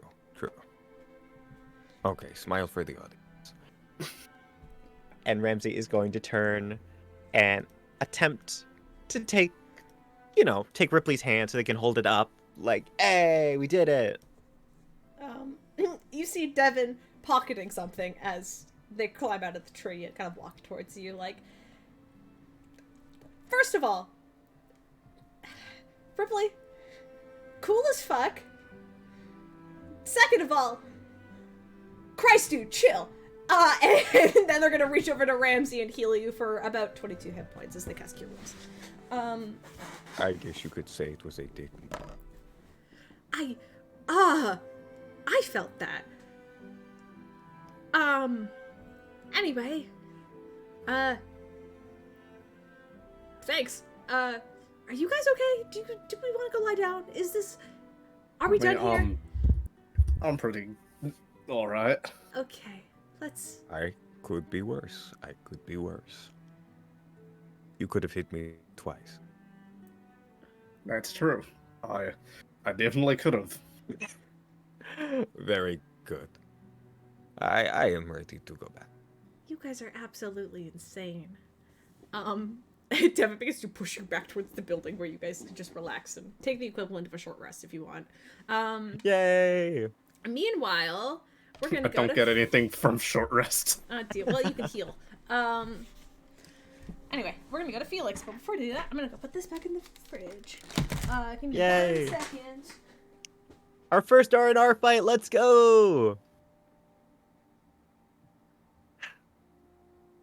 I don't know how to feel. I do know how to feel. I feel like I cheated, is what I feel. Right? Like, I climbed up a tree. You almost tore down his tree, so... Well, I was originally going to Felix. cut the branch off with the ranged airstrike so then you would fall, but you decided to make it easier and jump down. I mean, Yeah. hey, it's okay. It's not like Ramsey was planning to have kids anyway. Right? Oh, no. That's horrible. Oh, God. No. It's okay. I rolled 2d10, Ramsey got up to full. But Alright, you're Felix fine. time. Felix time. Felix, what are you up to as everybody kind of seems to split ways earlier in the morning? Early morning. Well, the idea is to find somewhere quiet where I will not be disturbed. Cool. Kind of wandering into the city. Probably one of the best places to find something like that would be at the archive. The Nimyth archive. It's just kind of a large, quiet library. You could see a couple of scholarly folk kind of heading in and out as you kind of walk past it, and it kind of catches your eye for a moment. It looks restricted. Not restricted, but like a place to study. Cool. I'll walk in. You walk in, and it's a very large building. The walls are lined with hundreds of tomes and books. You see a couple other people in there studying, minding their own business. There's a quiet mumble as you can hear some people whispering and having a conversation off in the corner. But for the most part, it's quiet.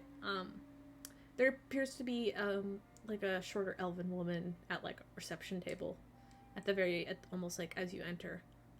She kind of looks up, gives you a little nod as you enter. Doesn't say much beyond that. Just kind of to let you know that she's there if you need assistance, but like you're welcome to just explore on your own.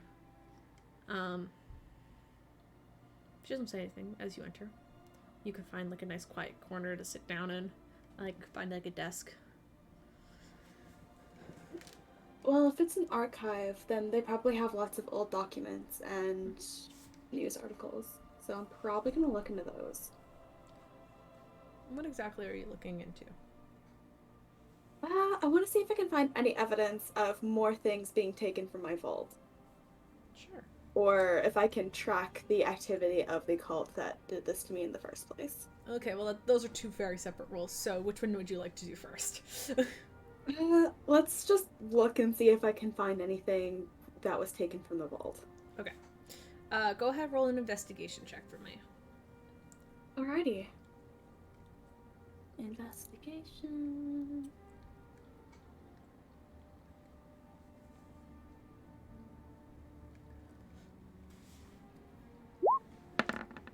Okay, that's gonna be a 26. With the 26, probably there's a few reports of probably very old written reports of probably some of the oldest were closer to 100 years old at this point. 100 years old to like maybe one of the newer ones was maybe 60 or so years ago. So it's been quite some time since anything of this sort of relevance came up. But you do hear reports of people finding dungeons and dragon's hoards scattered kind of beneath the mountains in Caldera. And though it's hard to pinpoint, as a lot of the things they describe are scrolls, staffs, and whatnot.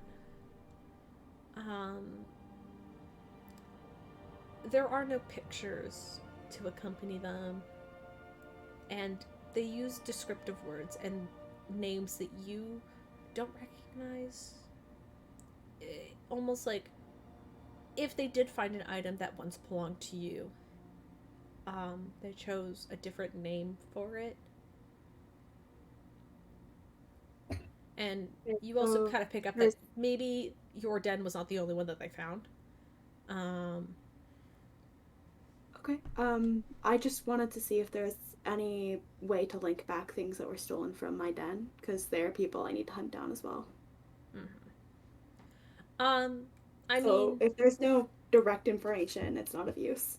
I mean, you can find information about magic items that were found from these dens and get a general location of who they would have been gifted to. You track a couple of names of a specific sort of staff for a little bit, given to one hand, and then another as over 100 years it traded hands a couple of times, and now you find yourself unsure what hands this would be in, and it's a little frustrating because though there are documents of people raiding dragon dens, some of the dens that they raided, all that is in there is like gold and other sort of magical items.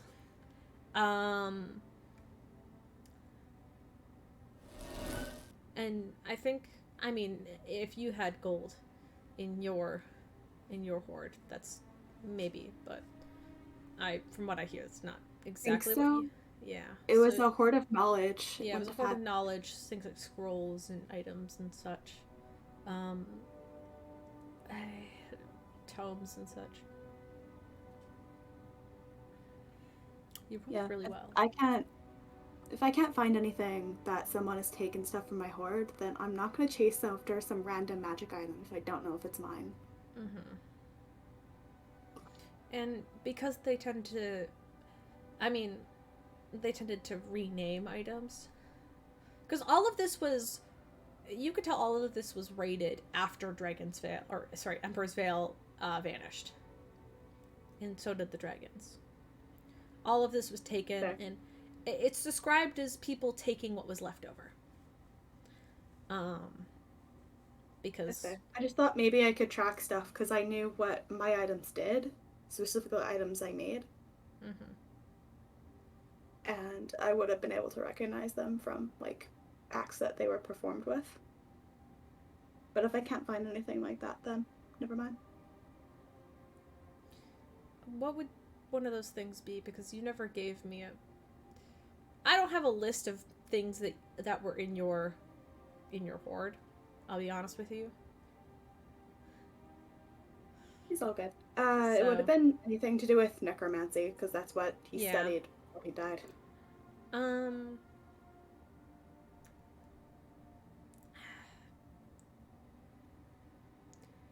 There's probably some mention of, like, some called it, like, a Necronomicon. Others called it, like, a Book of the Dead or whatnot. And you do find mention of these rumors of this powerful book. And what it could do.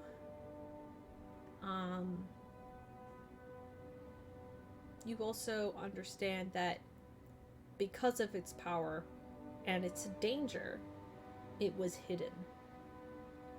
It was hidden in a dungeon kind of up north, kind of in, not north, hidden, like, up higher in, like, the southern mountain range of Caldera. It was hidden there. And this is my book, or not really? You're unsure. I'll say this. With the 26, it sounds familiar. But you cannot be sure that it is yours, because as much as you know what you used to study, there is that sort of, you know, people using descriptive words of being able to bring stuff back from the dead using necromancy is like, you were not the only person who studied it, if that makes sense. And yeah, though it is familiar, and there's like some descriptive words that they use to describe how this book was full of nothing but evil, and came from a time before the dragons or whatever. Like, it's like you kind of pick up an idea like this could be it, but because it is not identified by a name that you recognize, it's like. Well, I assumed that if it was his book, his name would have stayed attached to it, because he was a powerful magic user. Mm-hmm. So if it doesn't have a name to it, then there's no point in looking after it. A lot of old tomes don't have names attached to them unless they are specific. But no, not this time. All right. Well, that was a dead end. I'm done. Sorry, bud. You're asking hard questions, and I'm trying to give you an answer, but, like, what you're looking for is not public knowledge. And searching in the public libraries.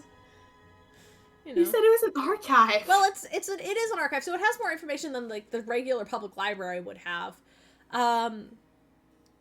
But also, like, the information you're also looking for is, like, 600-something years old. And yeah, it would be, like, ghost stories at this point. It really would. Yeah, and so when you're starting to read about these, like, evil tomes and necromancy, you fall into, like, a hole of, like, evil liches and whatnot, and powerful necromancers of days gone. And, like, a lot of them just feel like fairy tales of skeletal figures that are being all spooky. So that is what it does. That is what it sounds like, and that's probably the most information you can get. Is you can get information of, like, oh, hey, they found a bunch of books, they were evil or did bad things, and so they hid them away so that nobody would be able to use them. And where are they now? Who knows? Old wives' tale, you know. That's kind of what they've turned into, because it's been. That's what I also can figure out from this is that I don't exist in the public eye. Like, I'm gone. No. Is there a few, the name? Do you want to look into, like, old dragon knowledge and, like, Yezer and stuff? Because that would be a different role entirely, but go make me another investigation roll to see if you can, like, research specific dragons, see if you could find yourself. Sure. That'd be another investigation? Mm-hmm. Oh. 16. No! Sorry, bud. I mean, you can find... It does take you... I'll say, it takes you a while to find information on Yezer, because most of it is filled with Bahamut, and a lot of the information about Bahamut is also recent, and so you gotta have to dig deeper and look into the archives of, like, what Dragon Society was like way back in the day. And once again, a lot of it is written as this is what we think happened. And you do find the basic information of Yezer is currently the king of the Shadowfell. He is a shadow dragon that had been banished there some odd years ago, and remains there as the kind of the king of the land to make sure that the Shadowfell stays in order and does not mesh with the overworld. Like, that is his duty, that is his job. There is still information about him out there. A lot of it does emphasize the fact that he was banished from the Dragonkind. As well as some of his accomplishments and accomplices. That's the word I'm looking for. Thank you, brain. But it just says that basically all of his accomplices were also banished, but does not specify to where or how. Okay, so I'm unknown. With a 16, you don't find your name. Cool. I am gonna be a lot less careful with my name then, because it means shit. Yeah. And so I'm assuming you probably spend the better part of a day in here. Most of the day. Yes. Cool. Unless you have something else you want to do during... I mean, you gave me a pretty... a list, so... But... I'm assuming the library takes a while. Mm-hmm. I didn't find anything. You're in here for, like, a few hours. You know? Yeah, I'm done. Alright. You can leave and be on your way. I guess we go back to Rypley after your fight. Just for now, because we're trying to go down the list. Was there anything else you wanted to do, Rypley? Yeah, I wanted to catch up with Devin. Oh, yeah, easy, run into the woods. Easy enough after, you find Ramsey a room at the hall. So you guys could, lie down and also figure out, you guys have, assigned bedrooms. They're basically just guest rooms with a very simple, double beds or, whatever. It's basic stuff. And everybody will get one of these rooms eventually, as you get back or whatever. Just for clarification. But yeah. Are there desks? Yeah, there's a little desk and bed, and a window. The rooms are fairly plain. The last time Rypley saw Ramsey was sitting at the desk with two pillows, one under him, one between his legs, writing in his notebook. He will be there for many hours. Hold on, I wanna do this before, as you guys are putting Ramsey to bed, for lack of a better term. Rypley, you and Devin are also in there, and Devin also being a drow, and it kind of hands you an ice pack, Ramsey. Devin kind of goes, "Can I ask a weird question?" Yes. Why do you wear the sunglasses all the time?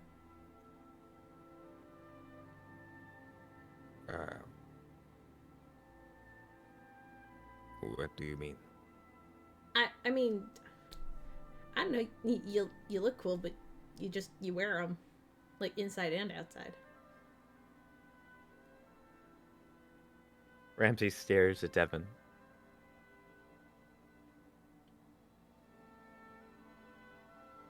Repeat what you just said. Why do you wear your sunglasses? No. What? Why? It was a goofy question. You don't have to answer it if it upsets you or something. They are cool. That's true. They're pretty cool. I don't need a deception check to roll for that being the reason. Roll a deception check. Devin kind of takes his nods a little. That wasn't the answer I was expecting, but sure, yeah. There you go, roll a deception check. Great. I was gonna make a joke that Ramsey gets advantage because they are cool, but no. That's cool. A 19. 19. Let me roll. And what number is that? Oh. Different kind of goes, chill. Alright, I mean, sure. I can't fight with you there. Alright. Cool. Yeah. Devin fails. Devin does not beat 19. Devin's like, yeah, alright, I guess so. I don't know. Alright, anyway. I'm gonna go back in the hall if you need me or anything. Yeah. Thank you. Just holler if you Rypley? need more ice, buddy. They just leave. I will. I will. Thank you. Goodbye. They leave at that point. They give you space. And Rypley, you can. Rypley will follow. Yeah. Devin out. As Rypley begins to step out, Ramsey takes a few steps. One more thing. Same time tomorrow? Yeah, I think that could work. Good. Take care. He lets him go. Mm-hmm. We have to keep this up. It's training. Yeah. Devin kind of leans over to Rypley and just goes, "Are you guys okay? You hit him really hard." Yeah, I mean, yeah, like, I get it. Like, you know, it's a whole training thing, but, like, you guys are, you've got some insane friends. Yeah, that I do. So, what time is it right now? At this point, it's probably been, about 4 hours, so it's probably coming on, like, maybe 3 o'clock. 3 o'clock, maybe. Why don't we go out to the woods and go catch some dinner for tonight? Right. Oh, we totally have to do a welcome back party. Oh my, I totally forgot. I was like so involved with your fight that I forgot that was what we were preparing for today. Yeah, let's go. I'll be fun. Let me go grab my bow. And you see they kind of rush over to the room, kind of grab a long bow and strap it to their back before running out. You guys can kind of meander into the woods. Go ahead and make a survival check, Rypley, with advantage because you have your friend's help. Survival. I have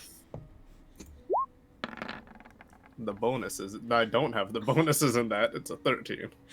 Oh no. It does take you a while to find anything of good size, but eventually, kind of after a couple of hours, like you guys are traveling and tracking for a while before you find like a nice, like large, like buck, like deer, right? Yeah. And you're able to take it down pretty swiftly. And Devin makes you carry it back. I'm gonna take, because it is the rules, I'm going to take some of my, I'm gonna take the leftover 15, pounds of deer meat. I'm gonna leave that here, and I'm also gonna leave the giant mushroom that Holly gave him. Yep. All right. I'm gonna leave that out for whatever animal comes around. All right. Fair enough. Because it is the rule. You give and take. Mm-hmm. And you give that back. And Devin does, in fact, make you carry the deer because they don't want to carry it. You know what I haven't been in a while is the tree. Oh yeah. I mean, we could go see him after dinner. I haven't been there in a while either. We're already out here. I know, but like, aren't we supposed to get like Clyde's permission and stuff? Are we? I don't know. Like it's like ceremonial stuff. You don't just. I mean, I guess you can just go out there and talk to him, but like, I don't know. Is Jaeger okay with it? Like, what if he's like taking a shower or something? Like, I don't know. He doesn't live at the tree. I know, because he kind of exists all around us, but like, I mean, like I kind of imagine that's like his home base, and then he exists everywhere. That's what I picture it though, because like that's where you see him. I haven't been there in like, a year maybe. Then we should go. Shouldn't we take this meat back though? It's not gonna go that bad that quickly. I know, but we've already been out here for like 2 hours trying to find this thing. And plus, your party's gonna start soon.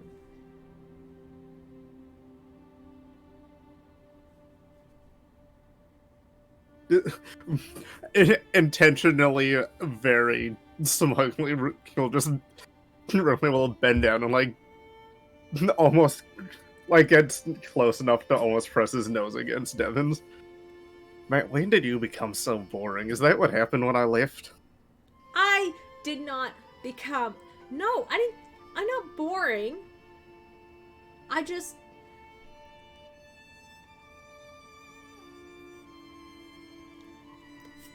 I'm gonna roll a d20 to see if he gives in to peer pressure.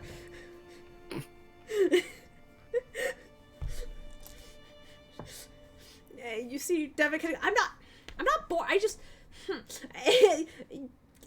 Go roll it inside. It'll be it'll be quick. Just like a few minutes, and then we'll go back. Fine. That's with advantage. Why did I roll with I need to turn this shit off constantly. Okay, that's okay. We'll go with 6 because that was what rolled first. So you don't see anything. Devin's just like, fine. All right, let's go. You guys turn direction, begin to walk away from the city, heading towards the old Jaeger ceremonial grounds. I'm gonna stop that scene there, and we're gonna go to Quinn. Quinn. Yes. Hi. Quick thing, I just want to make sure someone wasn't saying my name, right? Because No, I was saying Quinn. Great. Just before that, you said something wasn't there. No, Good. I said I'm gonna stop that scene right there, and then I went Quinn. Great. Yay, Queen. Yeah. That sounds like I'm saying Queen. Anyway, Quinn. Which technically. Technically, if you want to be exact, you can head back to the hall after gathering your bards for a little bit of a practice session. Ezra does show up with his guitar, and just kind of quietly strums along. Like, he doesn't take center stage. Like, all the other bards That's try my to take. spot.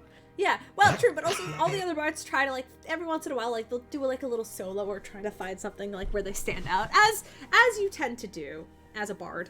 But Ezra's pretty quiet. He does play for you, and he plays along, but he's quiet as he does so. Is there anything else you want to do? What's on your list? Clothes shopping, but that could probably be off screen. Yeah, easy enough. Maybe it happens like while you're out looking with them, like while you're out in the city. You kind of you tag team, I don't know whether you like thrift shops or if you like buying your clothes like I was gonna say fresh. You don't buy fresh clothes. New? That's the word. Yeah. Or by new, you can pick up a new fit. But I do kind of want to know, like, since I didn't get time to draw it, so I'll probably draw it this week and have it ready for next Sunday. Describe what your new fit looks like. Slutty. That's great. Let me pull up the picture. I'm terrible at describing things. You're playing D&D. You better get good at it.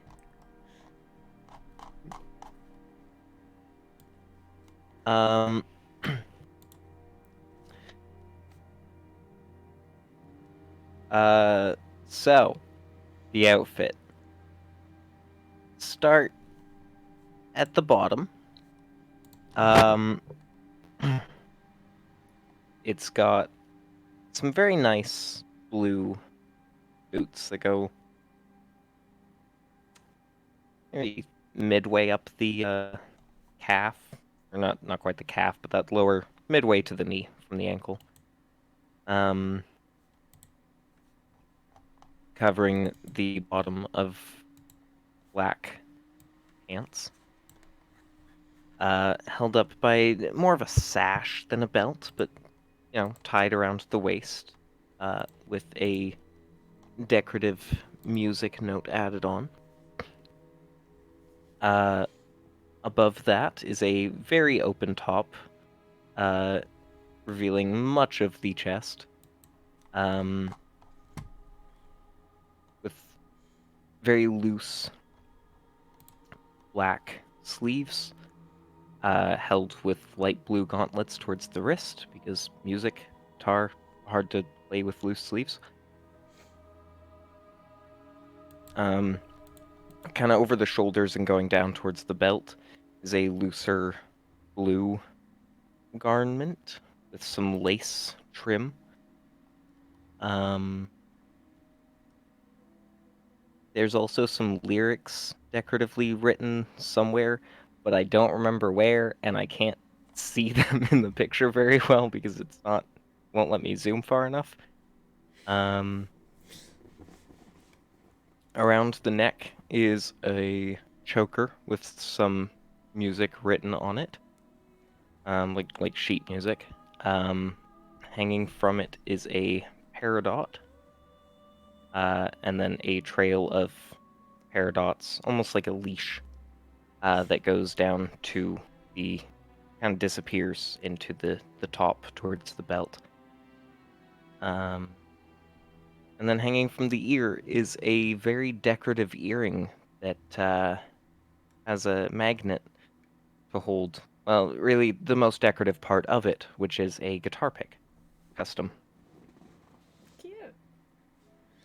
Very cute. Alright. You easily could pick up this fit. And you look cute. You look so good. You know, new city. You have some gold. You've got some gold to spare. So you go, throw away some cash, get a cute fit, get prepared for the party for tonight, which at this point is almost confirmed that a party is happening. So I feel like everybody is kind of aware, whether you hear it in passing, or you are told directly, like, oh hey, we're gonna have a party at the hall tonight. Everybody is aware that is happening. Anything else you want to do, Quinn? At least I have thought a little time, or shall we wait for the party? I think the rest of the day is dedicated to party prep. Hell yeah! Sit down and you practice. Actually, just for funsies, roll me a performance check just to see how good practice goes. Absolutely. Just for a funsies check.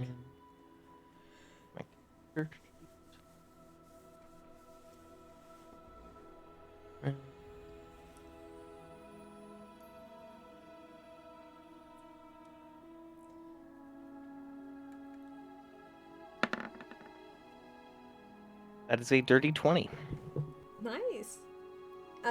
Even though a lot of these bards literally just met, for somehow you all managed to come together and create such good music in such a short amount of time that it just fills you with so much confidence that you guys absolutely have this.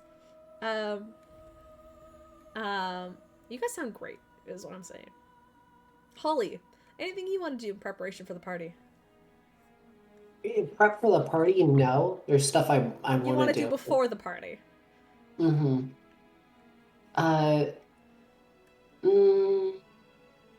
Because there's two things I want to do. Yeah.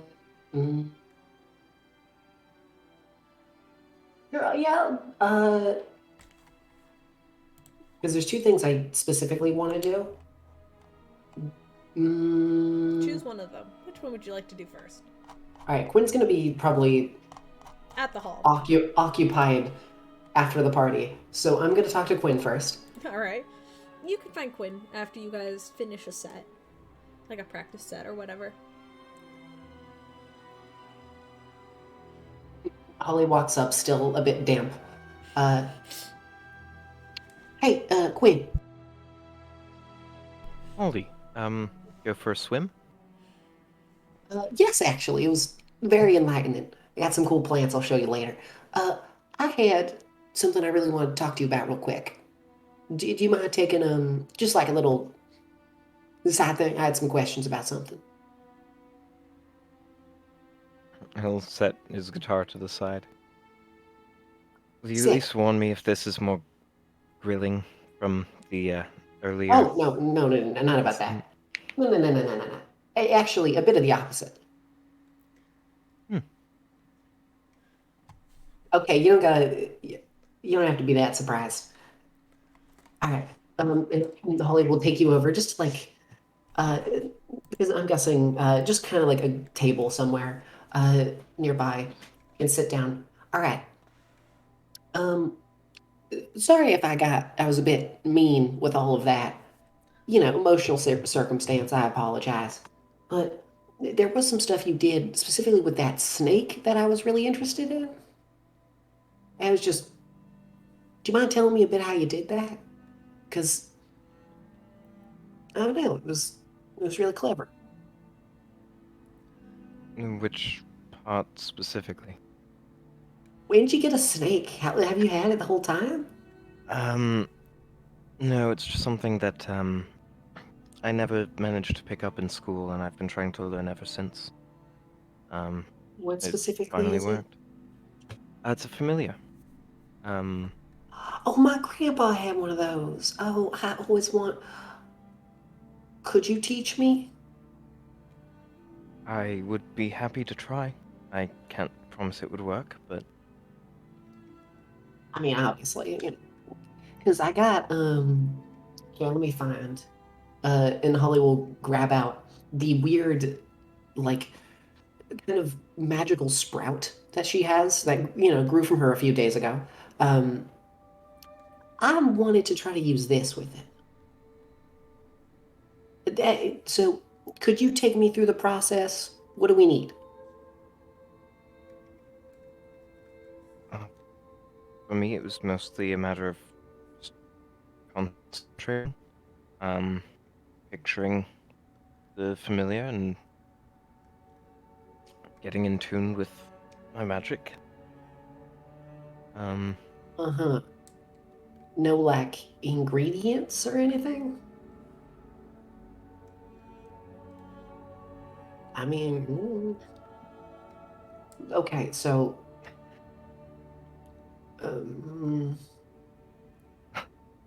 could you bring out your snake real quick? I imagine the snake is just wrapped around the one wrist, so it'll slither off. I'll, set my hand down against the ground so I can slither up and then grow to a small, because it's probably a tiny creature currently. Yeah, it's a tiny creature when it's, bracelet form. So it, slithers down your hand and onto the table and then kind of grows a little bit till it's a small creature. Holly will, tap it slightly and then, get really close to it, both hands on the table, completely looking down at this creature. I can hear Liz getting closer to her desk. Fucking obviously. Yeah, so could... just like that. So you just focused it? Well... That's all it took? Spellcasting focus helps, but I know in school, for those who didn't have a spellcasting focus, they would use some herbs, although I'm not sure if there's specific herbs you need, or if it's just a matter of different herbs for different people or different familiars. But some herbs, some incense, and some charcoal, and then a razor. I think they said it has to be brass, but I'm not certain on that either. Oh, that sounds expensive. Okay.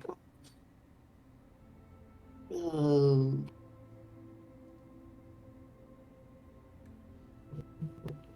uh, I mean, does it need to be bright? It could just be like, mm, do you have any incense on you? Just like a little bit? Not currently, but I'm sure some of the shops around have some. All right. Thank you for your help. Practice seems to be going surprisingly well. Don't. Mm,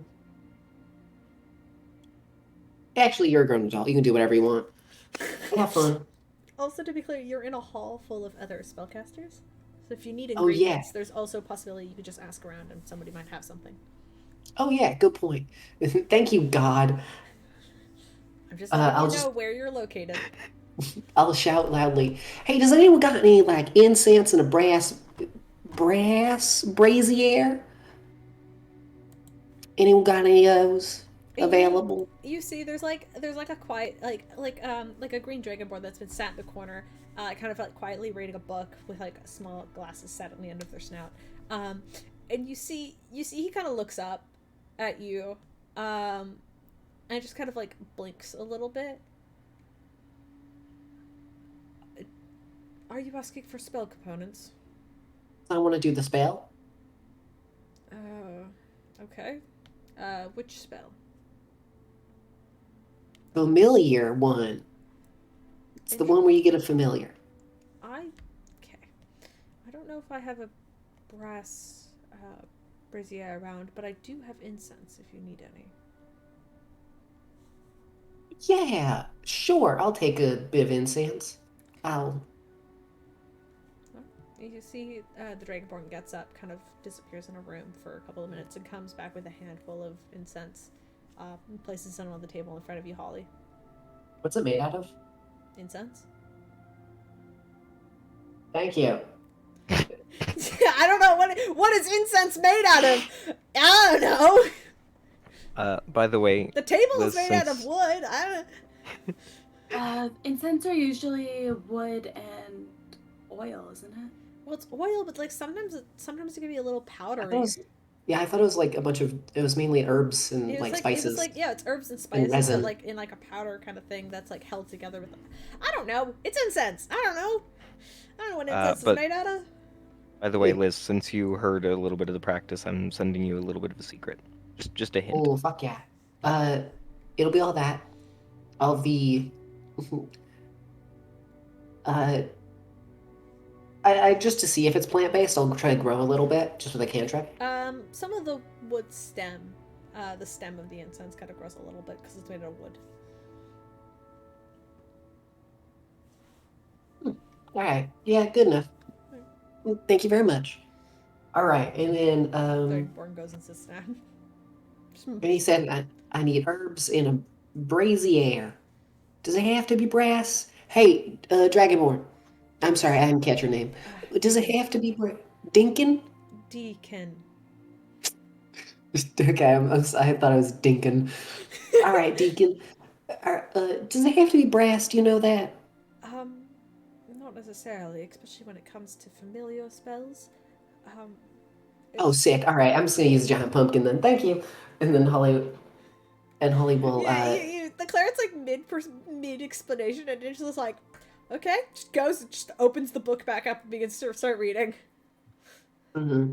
And then I'll sit and I'll go because I have herbs. Yeah, that's something you got like some basil or sage in your pocket. Yeah. Yeah. I'll take some of that, and then I'll just grow a bunch of it because. In Holly's mind, I have to make up for the rest of the ingredients not being there. So I have incense and a bunch of herbs, specifically 10 gold worth of herbs to make up for the lack of other objects. Because it says or it's like a mixture of whatever you have. As long as it reaches the gold thing, I'm pretty sure it's the thing. So I'll do that, and I'll take my magic sprig and then just set it, and then just begin fucking put in my magic, and and I'm just gonna start thinking about that snake, as I'm just gonna be doing that for about however long it takes to cast, and then I will cast it. Yeah, Quinn, is there anything you want to do in these 10 minutes while you're watching Holly cast this? I think it's 10 minutes. I think it is. It's 1 hour. 1 hour. So, is there anything you do while you see Holly just like set up this little ritual circle in like the middle of the hall? I'm just gonna keep practicing. All right, chill. You just... But my familiar is going to observe. Yeah, your little snake familiar sits beside Holly. Holly will like look over it every once in a while and then like stare intently and then close her eyes and look back at the thing and then stare intently into it, trying to like keep the mental image going the entire time. And after the hours of saying it, it's hit back. No, it's okay. What does it look like when your familiar comes to life? It will also be a snake. I'll pull it out, and it'll be like a combination of vines and different ivies and plant life kind of spun together to create this snake-like creature. And it has 2 little black button eyes on it. And I will pick it up. Made out of buttons? No. Oh, okay. Damn, I was thinking like Coraline. No. They're just like little black beady eyes. Mm-hmm. I'll pick it up. And you shall be Ivy. All right. This solves. I'll head over to Quinn. Hey, I did it first try. It was pretty easy, actually. Look at this dude. Look how cute he is. I'll hold up Ivy. Quinn, your years of college have gone to waste. As you look at this Ivy snake. It's pretty. Hey, we're snake buds. Snake buds. Holly is beaming ear to ear, looking up at you. And there's like that hint of jealousy that you got at first try. And he just takes like a deep breath. And glad it worked. It's very cute. What did you say the name was? Ivy? Ivy what? Ivy. Yeah. Ivy is very cute. Mm-hmm. Your snake kind of coils around your ankle, Quinn. Just like trying to give you some sort of comfort. Well, thank you so much. This was very helpful. This will, I'm sure, save all of us in the future. Honestly, it's mainly so Rypley doesn't die. That's the main part. That does appear to be the overarching theme of the team. All right. Thank you so much. I'll let you guys get back to practicing. It sounds very nice. Let's see. Do you know where Felix went? I wanted to go bother him for just a tad. I mean, actually, it'd be a little bit longer. Do you know when the party's happening? I think the party's around dinner time, but I could be mistaken. Any of the other bards in here know? Yeah, Iris, the only other one part of the guild, the Jäger Order, is just like, yeah, just come back at like around like 7. Everything will be ready by then. What time is it now? Currently it's like 4. Like 4, okay. 5 o'clock. Probably pushing 5 at this point. All right, thank you very much for your time. All right, I need to go bother Felix. Right. And Holly will immediately set off at like a little skip. Alright, you head up into the town to go find Felix. Mm-hmm. Alright, while you go do that, Ramsey, while you're up in your room. Ramsey Novak? Ramsey Novak? Up in his room? Ramsey no balls. Sorry. Ha! Ramsey no balls. I get it. Yeah. Anyway. You know, I wasn't planning on killing a teenager this campaign. No, that's times change. Dante sent me so many. He threw some stuff my way in DMs. Let me tell you. Like, I'm not going to repeat it here because. Ugh. Anyway, I'm so glad you asked. I definitely am prepared for this and wasn't just being gay somewhere else. Oh, I see. Jay's there. Hello, Jay. Caleb says hello, Jay. Fucking goddamn it. Said hi. He's sick. Fuck you. Anyway, Caleb Teafling. Anyway, I'm very happy to hear from you. I would love to pursue. That's not true, Jay. Anyway, so sorry, I'm muting them now. Remember that fun little list I sent you? I do remember that fun little list you sent me. What else would you like to do off of that list? I would like to skip to number 3 as I set the scene. I don't remember what number 3 is. No, it's okay. You'll know in a moment. It's good. It's good. Ramsey is sitting at the desk, as we established, a pillow under him and one between his legs, along with the ice, writing in his little notebook. I don't think he's much of an artist, but I like to imagine that he makes little sketches. And so this one in particular is of Rypley.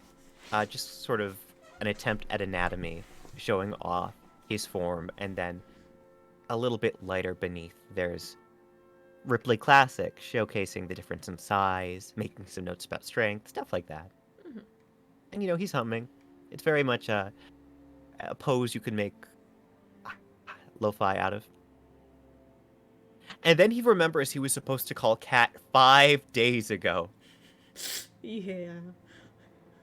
I would like to whip out my spell phone. Yeah, easily you do. And you quickly open Kat's contact and press the call button. And normally there's like a few brief moments before the other person is able to pick up. But it rings. And rings. And rings. And just before it's about to go to voicemail, you hear somebody on the other end pick up. Hello?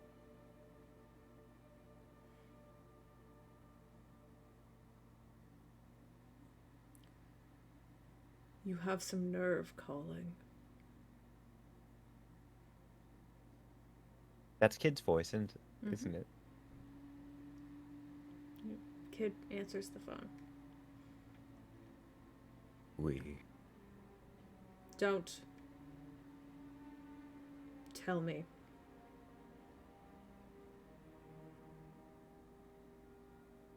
They took Where is she? Kat. Who?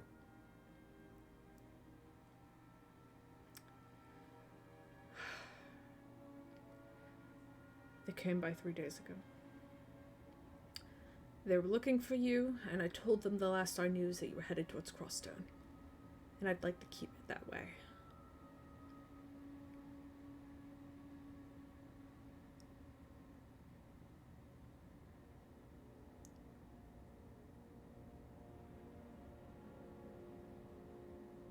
Where is she now?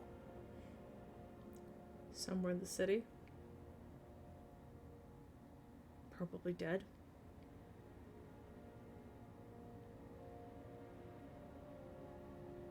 No.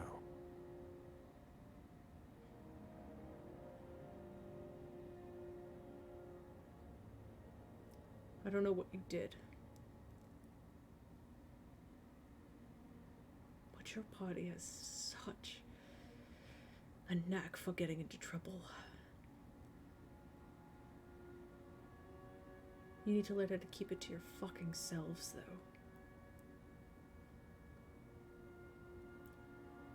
And you hear Kid hang up the line.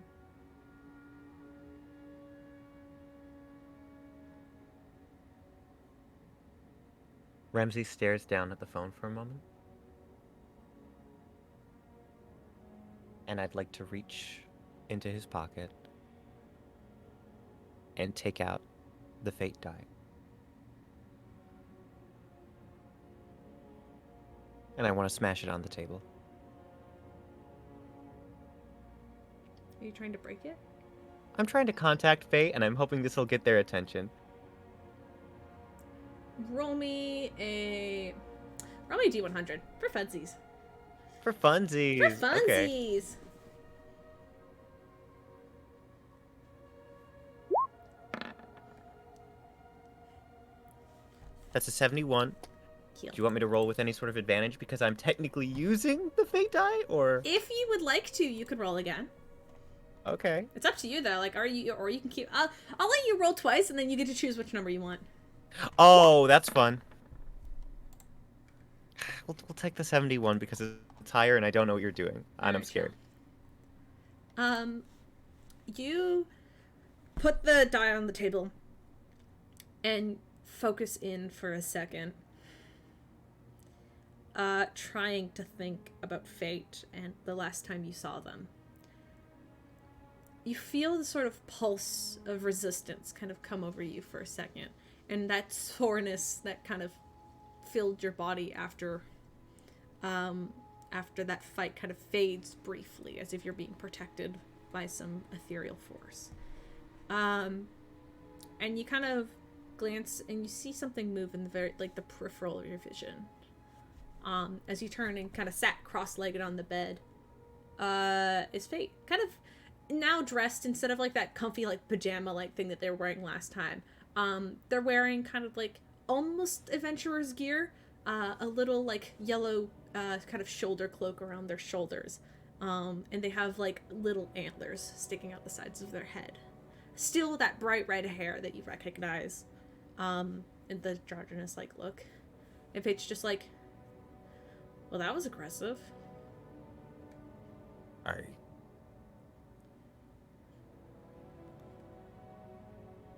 You know what's happened. Yeah. I've been kind of watching you guys this entire time. When we saved Crossstone, you agreed to give me information. Yeah. You here to redeem? I need to know if she is alive. You see Fate kind of, their look is, they kind of are looking directly at you. And for a second, you see their eyes kind of drift away, almost like they're like disassociating for a second. Cat's alive. She's being held in some sort of prison cell, I think. She's alive, though. She's cool.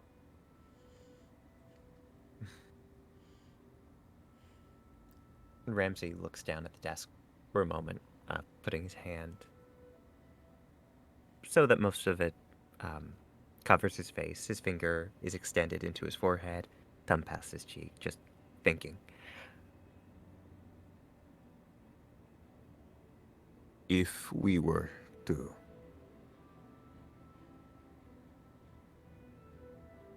take the time to come back with a defense, would she still be alive?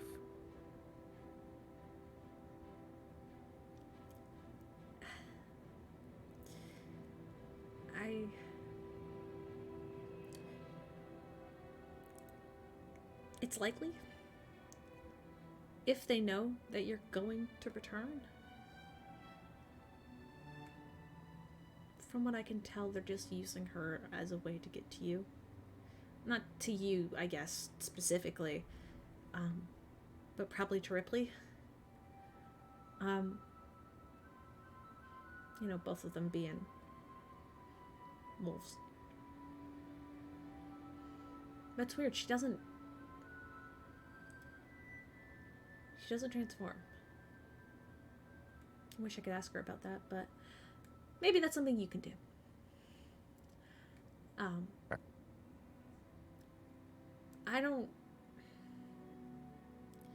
I can only imagine that they'll hold her for a few more days. I mean, their whole thing is like exterminating monsters and stuff, and if they think that you guys got away and they have no reason to keep her hostage, I mean, yeah, they'd execute her, but you guys got a bit. I know that doesn't sound great, but I imagine you have a couple of days before it makes a turn for the worst.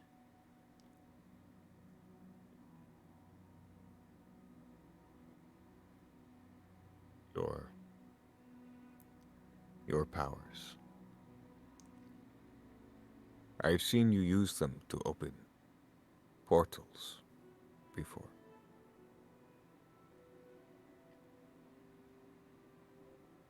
Why do I feel as though you wouldn't be able to do that here? I can take you into my realm. And my realm kind of exists as more of like a pocket dimension than anything else. It's a place I could take you if you guys need cover somewhere, but time still passes in the real world when you pass time in there. It's not like a transportation portal thing. It's more of a I put you in a pocket and then I take you out for later kind of thing. You can't send us somewhere and then I don't think so.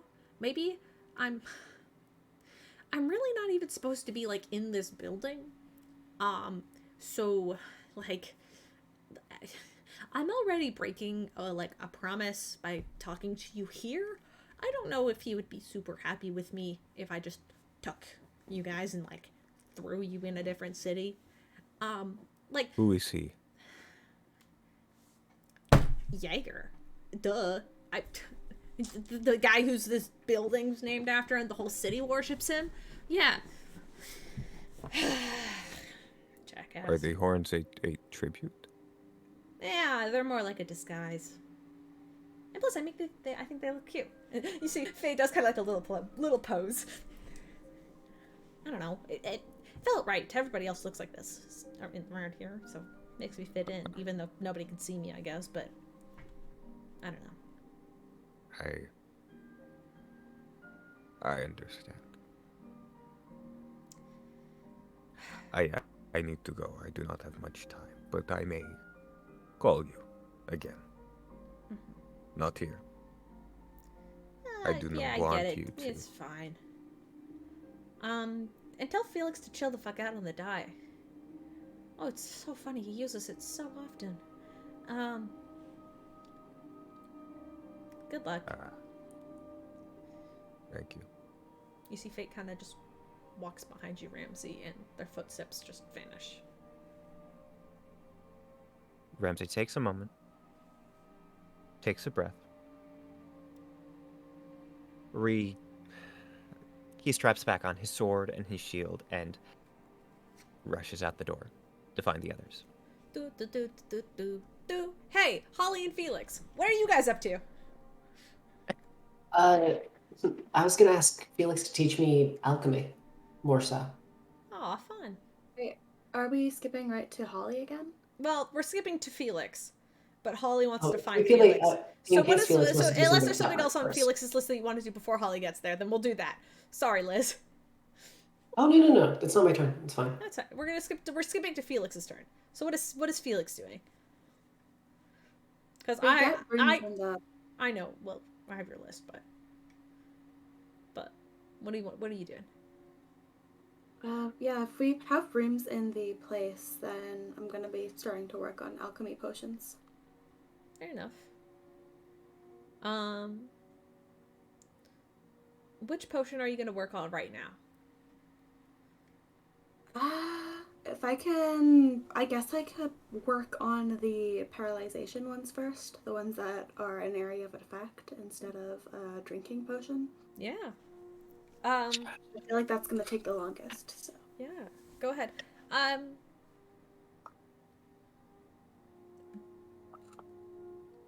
Go ahead and roll me a check with your alchemist tools for me, please. Sure.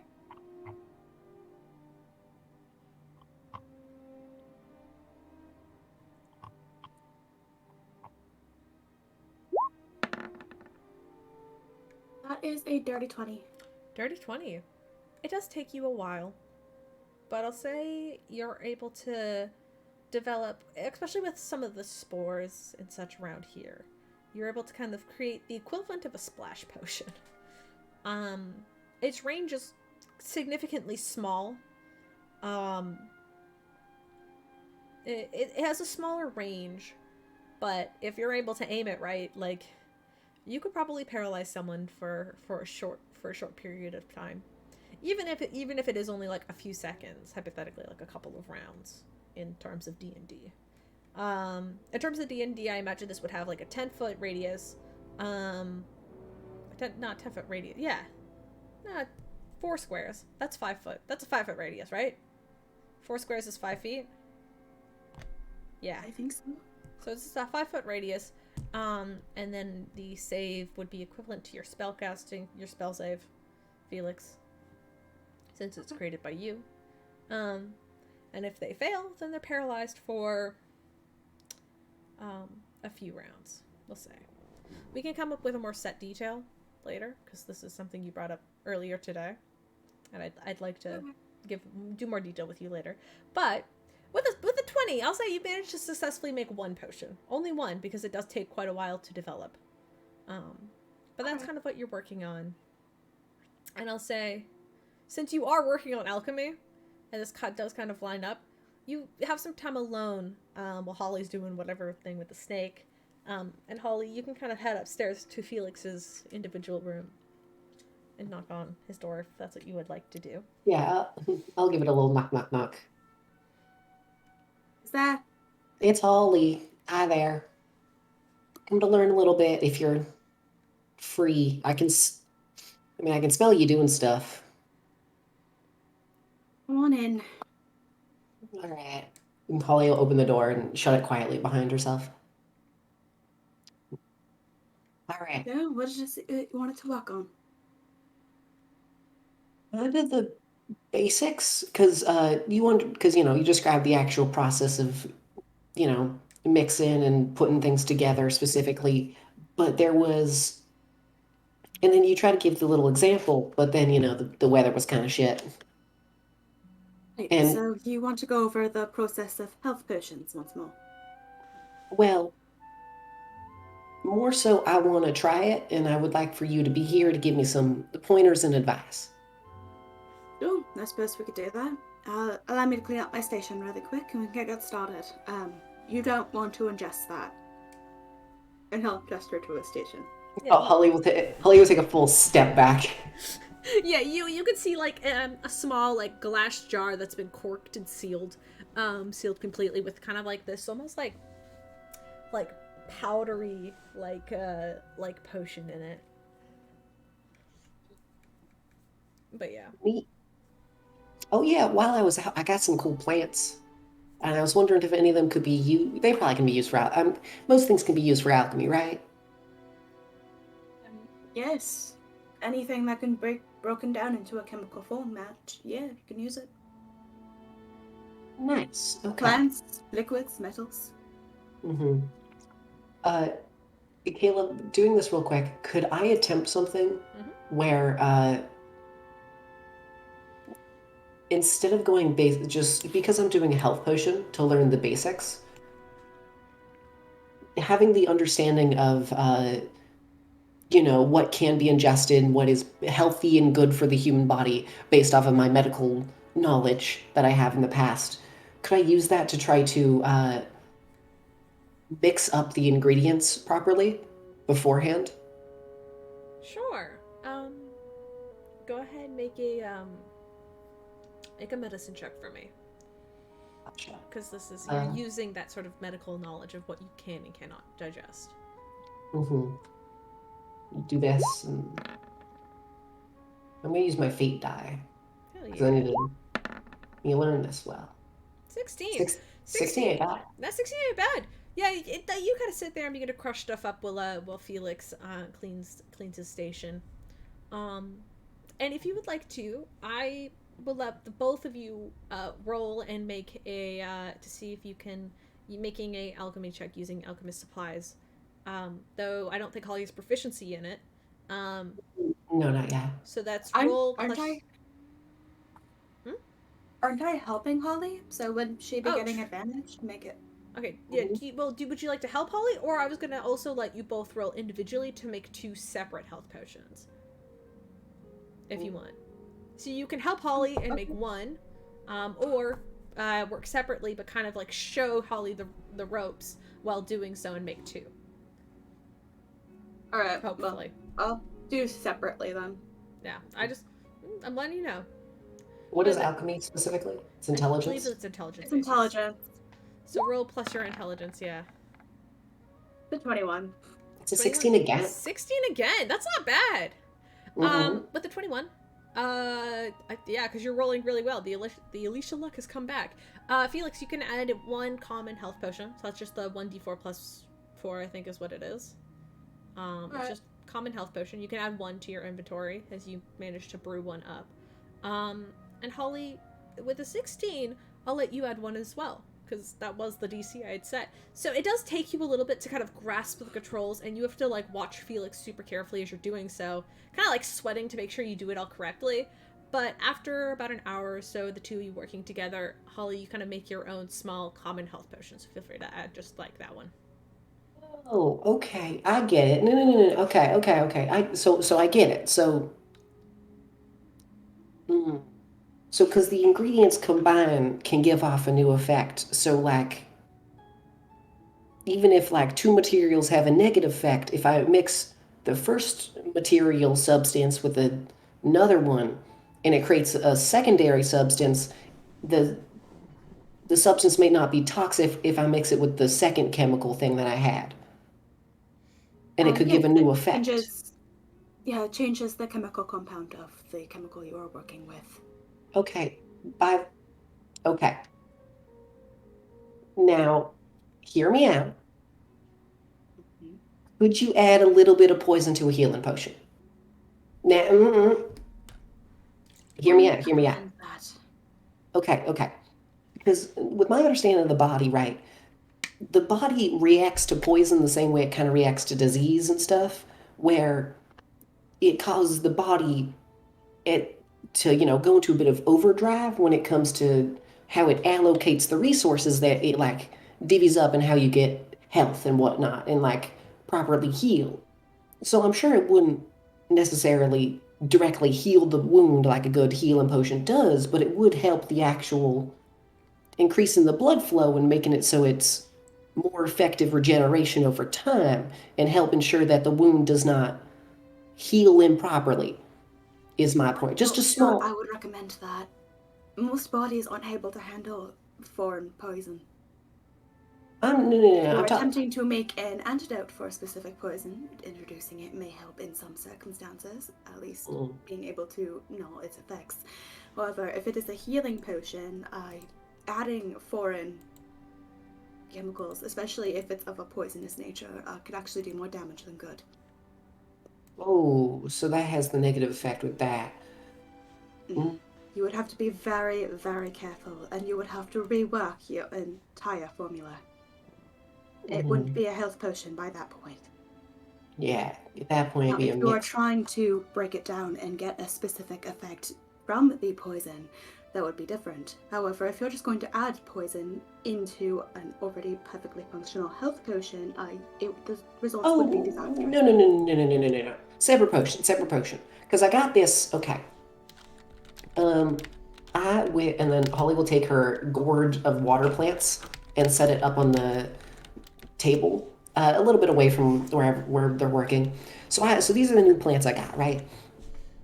And there was one that I was a bit curious about, because you said mixing ingredients together sometimes is a bit weird, and some of them don't react well to water. I remember you saying that specifically. Yes. Different types of oils or even different types of minerals, rocks, can be explosive. Yeah. I found this, and Holly will take,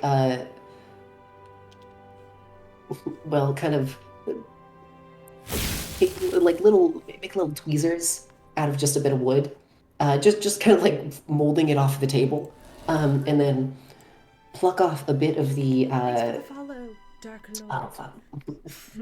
The tanglewort. Okay, so I have this.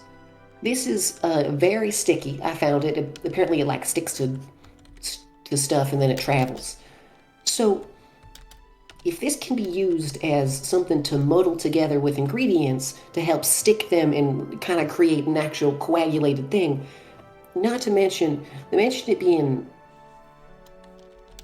Oh, it was. So are you proposing that we make a vapor-like substance for this to stick to?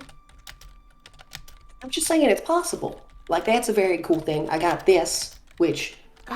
I would probably recommend having 2 separate compartments. You would need to develop your own type of bottle, but yeah, in theory you could do it. Okay. Also, so neat. I remember that one, but I'll put that one away. Got these. Okay, this is also something I wanted to try. These specifically, I'll pull the sparking ferns. What are these? So these, I'll take one, and then you watch Holly will cover her eyes, just kind of like very hesitantly, and her fingers will like tremble a little bit, and she'll crush it, and then close her eyes as she opens it, and like the little flame just appears. And then after it's gone, she'll open her eyes again. It's actually cold, and it doesn't do anything specifically, but there was something I wanted to try with it. Do you think there is... do you think there's a safe way to crush this down and keep it from, exploding immediately? We would need to understand why it's exploding in the first place, but I'm sure that if we develop an understanding of why it's doing what it is, we can form a preventative measure for it exploding. Interesting. Okay. Because my thought was, it's an illusionary fire. So it doesn't actually burn or do anything, and we can't really, it can't harm anyone. So my thought was... if we find out why it's performing the illusion, we might be able to find out how to prevent it. I mean, based off of the kind of... Yeah, like, it doesn't seem to exactly have a whole lot of purpose of, like, what it's doing. Because I can't tell, Because sometimes magical plants, normal plants, I understand, right? They have their needs, they have whatever they're doing. This, though, I'm a bit confused how it spreads its stuff, because it seems like because it's only when you break off the part of the plant, so it's obviously, a countermeasure against people eating it, because then you would put it in your mouth and then, a burst. So I think, because the only way I think we could muddle it is if we kept it alive, and there's something I want to test real quick. Holly will make like a little, take like a little beaker kind of thing, and then grow it, and then I just want to see this real quick, and then she'll grow some, and then put it fully under the water before snapping part off to see what happens. So she's growing the plant under the water? Yes. I mean, as long as it's still attached to like the main body of the fern, and it's alive, like it's not like little balls. It doesn't explode on contact, so it just kind of like gets wet. It's like a wet leaf. And then I want to try to cut it so it's underneath the water when it bursts. So yeah. And then you see a bunch of like flames under the water that just quickly go out. God damn it, that didn't work. It's illusionary. It doesn't. Yeah. It needs to be thicker. All right, never mind. Because my thought was, if we can figure out what this is doing, or specifically how to concentrate it and mix it into like a little ball form, and then cover it, we could throw it, and then it would blind enemies. So you would like to enhance its brightness? Yeah. Well, you could probably do that with crossbreeding. Cross-germination. Yes, I tried to do that with the hot peppers, but couldn't get anywhere. I'm curious what we can do in this kind of lab-based setting, because this seems much more controlled. You can isolate the genes that create that effect, and then pass that off forcibly to the offspring. Genes, okay. You might have to teach me a bit about that one too, but I'm willing to learn. It seems interesting. Oh, and then there are a couple other things. Here's some berries. They force you to tell the truth for a couple seconds. I also wanted to raise. Yeah. Holly will take the one that she has, and she'll just druidcraft a second one that she will just produce a couple of. So if we say, okay, here, let me do this real quick. She'll push out the pits and then muddle them together, kind of mix it, making it like a genuine kind of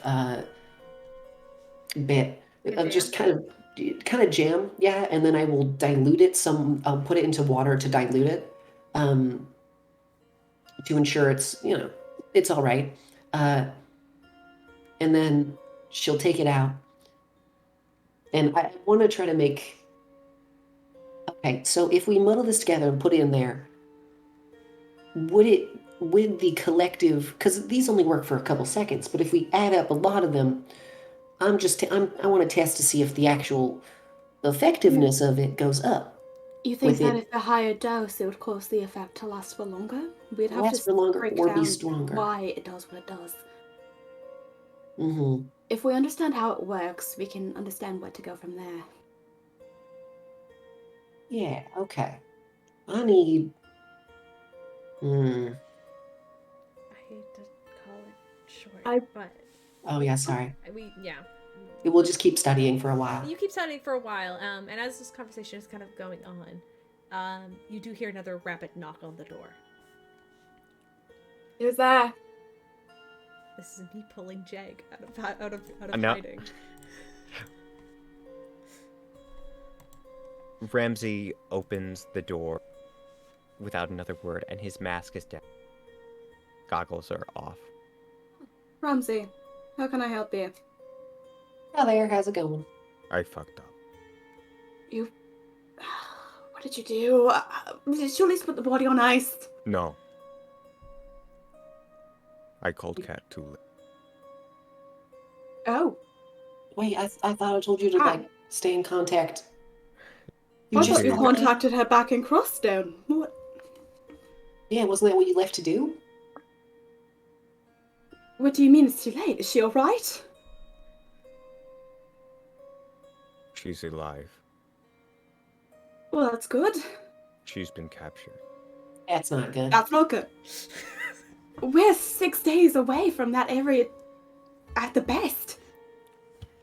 I have been in contact with Faye. Right. And? Is Fate able to distract the sun god? Whatever the hell they are? I know that they...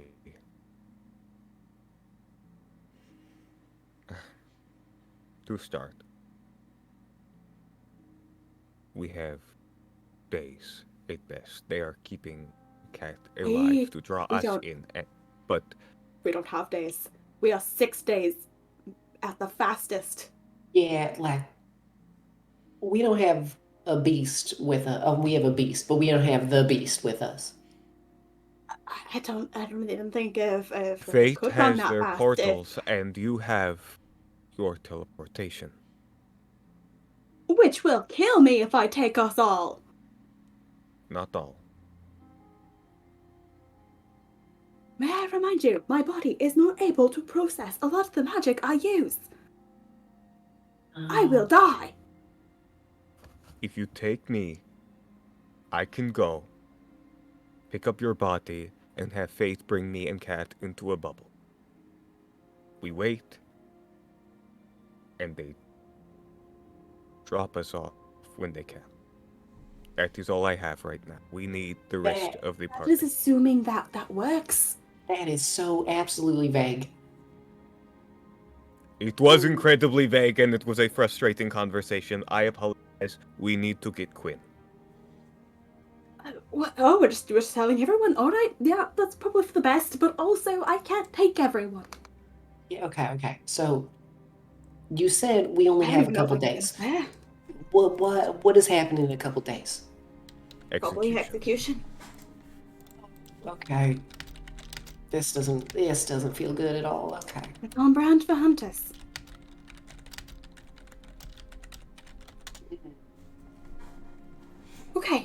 right. This is fine. This is fine. It's okay. All right. All right. At best, we get one attempt per day. I don't even know if I can travel that far, or what will the results will be.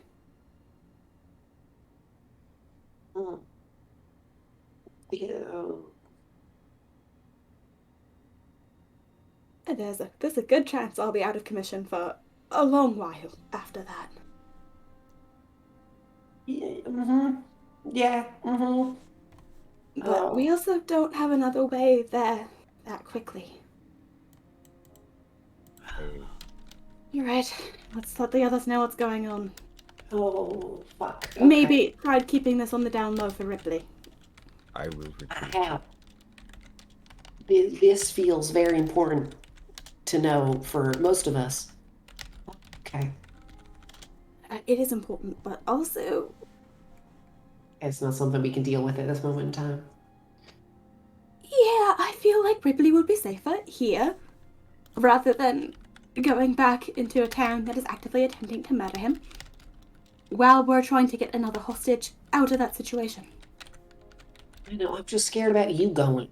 You're the one who they are actively hunting. The one who murdered a man. It'll be fine. You don't sound confident. I'm not. Yeah. But we don't have much of another choice now, do we? What is your limit on people? -1. Oh, so you can... Wait, so you can hold one person, and there's two... At best one person. Okay. I don't know if it'll work with 2. I don't know if I'll survive it, but you know what? Better than no chance at all. On that note, Caleb, Ramsey has left is on his way to Quinn. Yeah, you kind of head out down the hall and kind of like look out over the kind of open hall area. I'll study cleric spells and see if I can turn them into a fucking potion. You could see Quinn down there practicing a little bit. Maybe at this point, Quinn, you're like taking like a water break. Gotta rest those vocal cords. As it is. Steven, are you alive? Just to be sure. I am alive. Okay, cool. I'm just making your sure your connection's still there. Have to be sure. Ramsey. Also, let's say yes, water break, so that I don't have to send another person into the secret. Yeah, you're taking a water break. You're drinking some water as Ramsey kind of sneaks in. Quinn. I swear to God, someone better be dying for me to be interrupted again. Someone is dying. Oh God! No, Ramsey, I didn't mean it. Hey. And Ramsey looks from side to side. Do you have a moment to step away? This is more crowded than I was anticipating. We'll be back in time for the celebration tonight? I don't know. Does it have to be before the celebration, then? Ramsey, while his goggles are back on at this point, he brings down his mask. There's a bit of a grimace, and you can see his canines. Please come with me.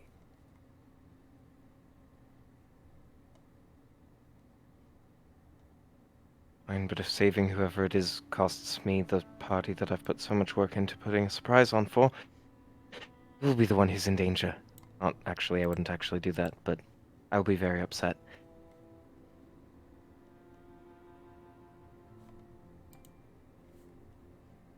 With that, And I'll follow. Mm-hmm. Yeah.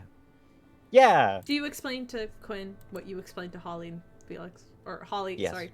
Holly. Yes. My brain just did a jump start there. Ramsey relays the conversation, and as we're out the... The four of you begin to head out the door. Are you heading to find Rypley now? No, I meant like as we're outside the door, like outside we're having this the private door, style okay. before we need a game plan before we go to Rypley. I cannot be doing that right now. I mean, please go to okay. Wait, no, we're gonna go to Rypley in a Okay. minute. In a minute. In a minute. Plus Hey, the drama. If they're sitting outside the door, at this point, Holly would be like, hey, I need to fucking get Ramsey real quick, and then fucking full open the door. All right. Ah, great. Okay, so you said 3 days. I don't even know. We have days. Days. Days. Okay, that's fine. As long as we have at least like a day to prep for this, we should be fine. Okay, you talked to Fate, right? And Kid, yes. Well, I'm not letting all you guys talk there and go in fucking willy-nilly like, because I know how that'll end again. Okay, so how many people can Fate teleport with a portal? I thought Fate couldn't teleport people with a portal. It is not the same. It is a pocket. We can step in one end, but we would have to step back out. Mm-hmm. So you can't move distance. So that means, am I really the best shot? Oh, we're fucked. I do have one other potential solution. Alright, I let's do have it. Cat's spell phone, and Cat knew BB. If I call again, Kid will pick up, and if I can convince him to give me BB's contact information, we'll have the beast. And that will You give want us... to involve more people. I don't think BB wants anything to do with us. Also, you have Cat's phone? Doesn't. Oh, you have the number. I have the number. Okay, let's maybe not bother them again. Okay. Let's just fix it on our own. If So, we Fate? do not use all of the resources we have. Okay, that's the thing. I'm not even sure we can consider them resources we can use. BB literally told us to never contact her again. Ever. That's not what she said. No. Is that not what she said? I would have remembered. She said. Well, she asked you to get out of her car and then just basically said, good luck, guys, and then just drove off because she needed to go in hiding. Okay. It is not about us. BB clearly cared for Cat Ramsey. very dearly. But I'm sure we can do this on our own. Ramsey, okay. You said specifically that we go through Fate's thing. Yes. Is there any limitations as to where Fate can take us directly? Like, as we step out of, if any of us step out of that, where I can... understand. It's a pocket dimension. We can only go where we've entered. You know, At you the guys very- can try and call on Fate again. If I'm you want direct answers. I take out the die and I know it's a once per day kind of thing. I think it's more of a rolling it like knocking on a door, not expecting an effect. Okay. You gonna roll a D100 then, just to see if Fate can respond. Oh. Mid-roll, Ramsey remembers. They are not supposed to be here. There is an oath. They have the Jaeger. We may need to get further away. Okay, that... I mean, Do you okay. know more about this oath? Because we don't necessarily have time to get farther away. We really don't. And he rolls the die.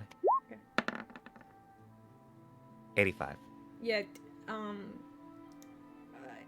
you guys don't hear anything as you roll the die. You guys don't hear anything. But there's like that sort of presence of like somebody's watching you that like suddenly all of you become very aware of. Right. Hey, Fate, I got a couple questions.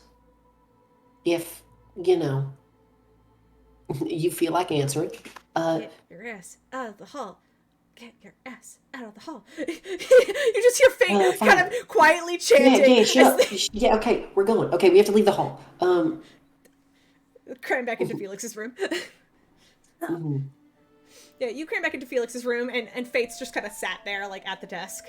Okay. Like, looking at, like, the paralyzation potion that you left on the table. Great. Hi. Hi. I'm invisible to most people, yeah, and I don't want you guys to look like you're insane. So, what do you want? Yeah, we're going, yeah. Yeah, they already kind of think that. Okay. You said you have a teleportation ability, or more so the ability for us to step inside of a pocket dimension you control, and then that we can leave that pocket dimension at a location. Where can you take us with that? Well, hypothetically, I can reopen the doors at different locations. Hypothetically. You see they begin to like kind of like fiddle with like the bottle, almost like they're using it as like a fiddle toy. Oh, don't drink that. Make sure you wash your hands after. Or don't touch it. It can kind of That will paralyze you if it gets into your bloodstream. Felix, I appreciate the concern.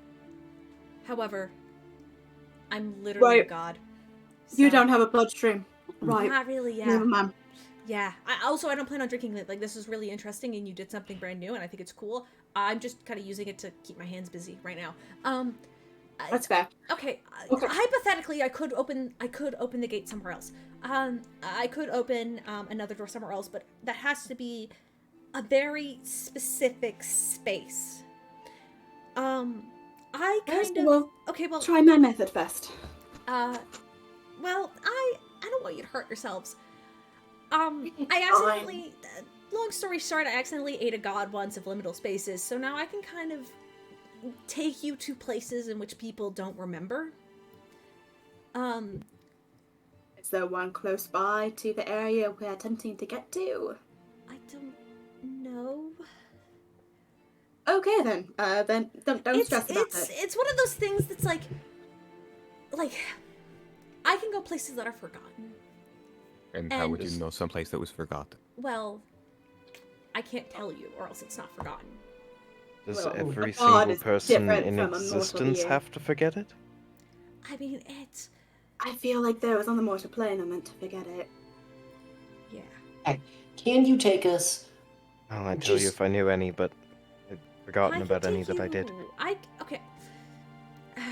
Andora's a complicated place. Not only because it's, a giant city full of people, but also because a lot of people live there, which means sometimes little things don't get lost.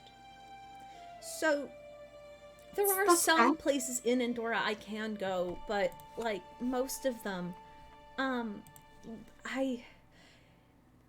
don't think I could get you exactly where you're asking me to go. Like, Ramsey, it's a great plan, but like, I can't promise you it's going to be exact. Could you take us to... I could take you back to Crosstone. You remember the alley I kind of took you guys to? Yeah. Still 3 days away. By the time we got to Andorra, she'd be dead. Okay. I mean, question. You guys have more than 3 days, but still, I mean. Okay. Didn't you say days? I said days, like a general statement. Like, you guys have maybe like a week or so. Like, they literally just kidnapped her, so they're gonna keep her in interrogation for a little while. They can't. They have to keep her alive for at least 72 hours, and then after that, they're gonna like try and interrogate her more, and then they're gonna move into torture methods and whatever, and then that's kind of the area where she's probably gonna die. Wait, I got a question. Okay, let's get there before torture starts. Alright.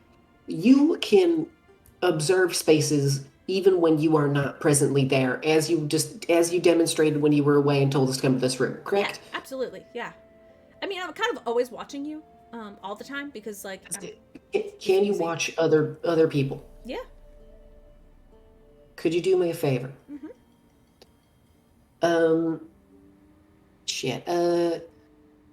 Felix, do you got a paper? Oh, yes, I have lots of paper. Yeah. Great. I'll take one of those, and I'll grab a pencil. Okay. Could you map out the prison and where they are holding her? We need a blueprint. You just said you could look anywhere. When I could see, I told you, when I could see people, I can see people who. Okay, no worries. It's just fine. I can see like her surroundings. Think of it like the scrying spell. Yeah, I can see her and I can see her surroundings and I can kind of see what's happening to her. Unless I decide to physically travel there, which I can't do at the moment because like I'm here also, but like also it's like she doesn't have any boon that lets me connect to her. The only connection I have to her is that you guys have a connection to her, and that's about it. Hear me out. So you scry on her, right? That's how it kind works. Of like that, yeah. For scrying, you need to know the person's face. Of course, and of course I know her face, because you know her faces. Well, face. Okay, face. So hear me out. I'm sure there's somebody that comes into the cell every day to interrogate her. It's a couple of people. Would you be able to grab their names as well as the faces and then scry on them to get a better layout of the area? Or is that too broad? I could try. I could try, but that requires me waiting for them to come back and then to pick one. That might be the best idea to get us a layout and then have the most smooth getaway. I think I can at least get some of us to that area, at the very least Tent City. Yeah, I mean... I will be out of commission. You guys will have to proceed with the rescue. I won't be able to do much. Okay. But we'll be in the area. Okay. Is there any way to get us there and back in a matter of, like, a couple hours? I mean, I think you guys should enjoy the party while it's happening. Smallest. Because a lot of people are counting on you right now. But, like... What? You got counting on us? You have... What? Okay. From what I can tell, you guys have about a week to figure this out. So...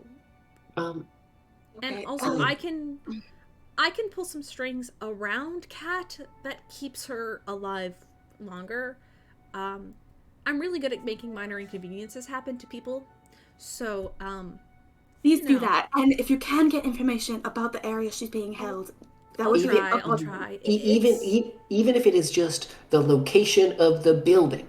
Like, even if it's just the building's location within the city, that much I know you can do guaranteed because you are very smart and clever and you can do whatever. No, she's in the prison, which is beneath the city. Oh, well then, problem solved. I don't know how to get in there, though. Information about how to get in there would be awesome. Okay, great. I'll work on that. Thank you. Listen, I will work on us getting us there. They're not going to visit her for the rest of the night, at least. So I'll sit with her and I'll see if I can find anything for morning whenever they come in to get her breakfast or whatever. But as of right now, she's going to be alone for the rest of the night. At least that's what it looks like. So you see Fate's kind of like looking down. Is almost like they're conversating with you as well as they're like kind of like looking over the environment. Okay. As long as you just keep an eye on her and make sure she's all right. I think I might be able to get us there. It's gonna take a few days. Maybe. I mean, okay. I mean, you guys have a few days to figure this out. And also there's a lot of powerful people around here. Secondary question, not to worry any of you because you're already very stressed out and I understand. What? Have any of you seen Rypley? Yeah, he's with his guardian, wasn't he? After we finished, Rypley went to spend with Devon. Oh, is that where he's now? Cool. I mean, normally I can like get an eye on all of you, but I can't see Rypley right now. He was probably in like a church or something. Okay. Well, it is the city of his god, isn't it?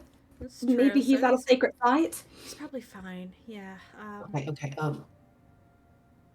So unless his god has it out for him, I feel bad. We're keeping him out of this conversation, and like I think this has to do with him.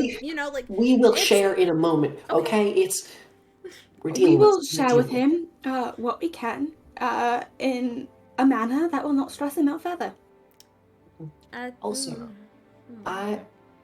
you are the one who interacts with forgotten places. Yeah. Does that require them to be devoid of life? No. Okay. In the forest, outside of actually like Andorra or any of the areas, surrounding it, I'm supposing there should be at least some places in the woods, some back alley creeks, some, little space. Would that be a forgotten area? I guarantee or would that be you. an undiscovered area? I feel like those are different. I feel like they're the same thing. Well, I mean, animals can remember the spaces. So it's Okay, so animals count too? It's kind of like forgotten by souls, and animals have souls. So like, it's complicated. And you're right. I can get you guys close to the city. That much I'm pretty confident about. I can get you guys closer to the city, though I don't know if I can get you exactly like in her cell. You know? Yeah, okay. That's not what we're after. We should get in the city. I have a little cantrip called Mold Earth. We could dig a tunnel. Good enough. It's possible we could dig a little tunnel. You sound hesitant because, well, we would get to the actual brickwork and then we just need something that has... I have another question. Do you think you can get us closer than Tent City? Yeah, probably. Alright. Cool, then I'm not risking my life. Yeah, good. Please do not do that. Okay. It is, most certainly. Quinn?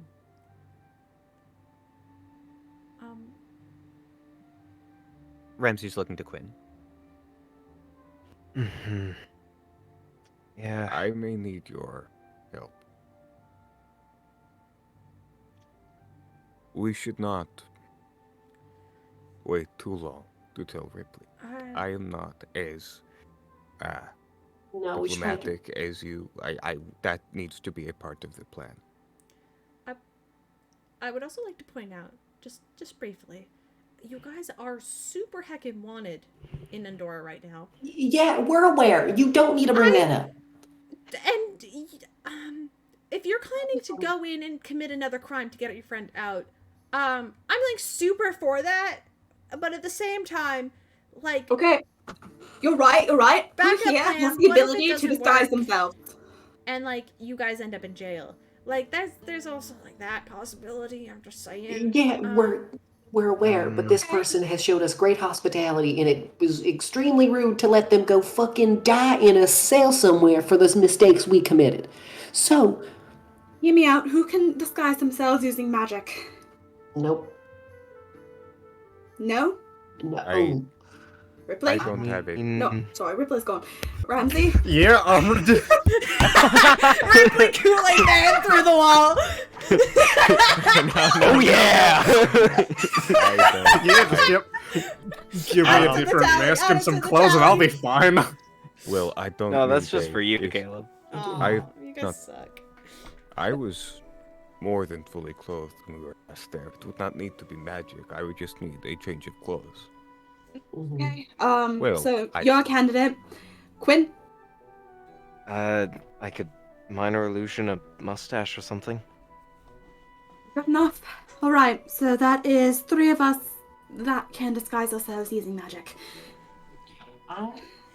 Holly, you break the news to Ripley. No. Okay, fuck you. We're doing that tomorrow at best because we should at least let this man enjoy a party in his hometown that he doesn't have to stress over. So we share it tomorrow. Also, Fate. Yeah.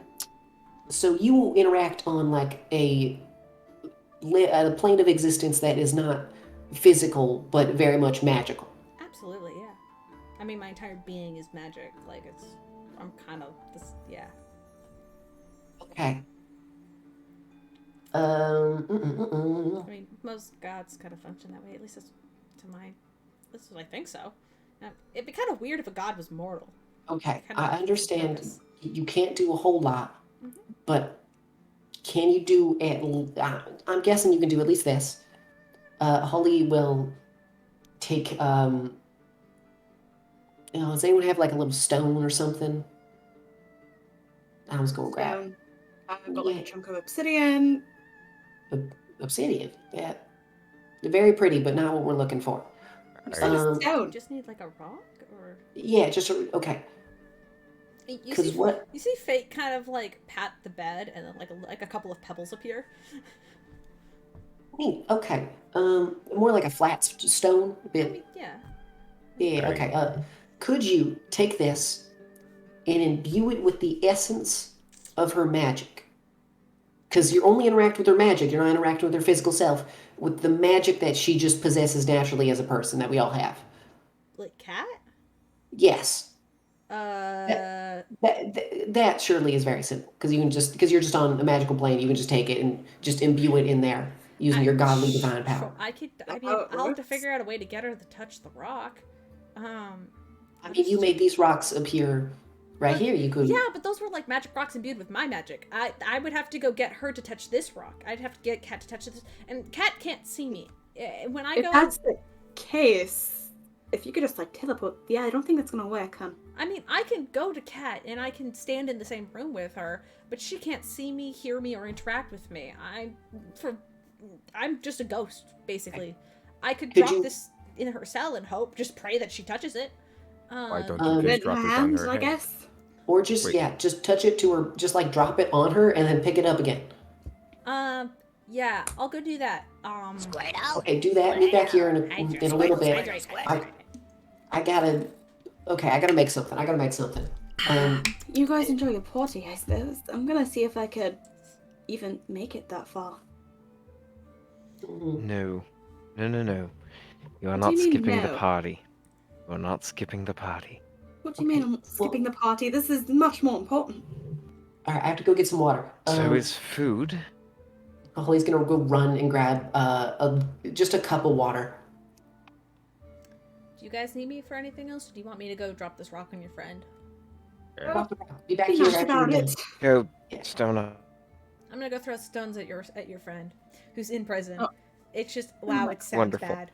Wonderful. As Fate says that, they just vanish from sight. Like you blink and they're gone.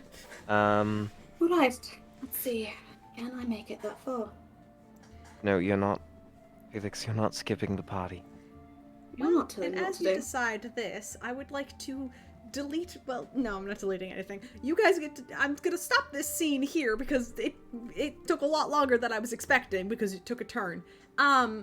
It's okay. I would like to go back to Rypley and Devin because you guys have been waiting for a while and I didn't expect it to take this long. Sorry. So as you are all panicking back at the hall, Rypley carrying a deer carcass over your shoulders.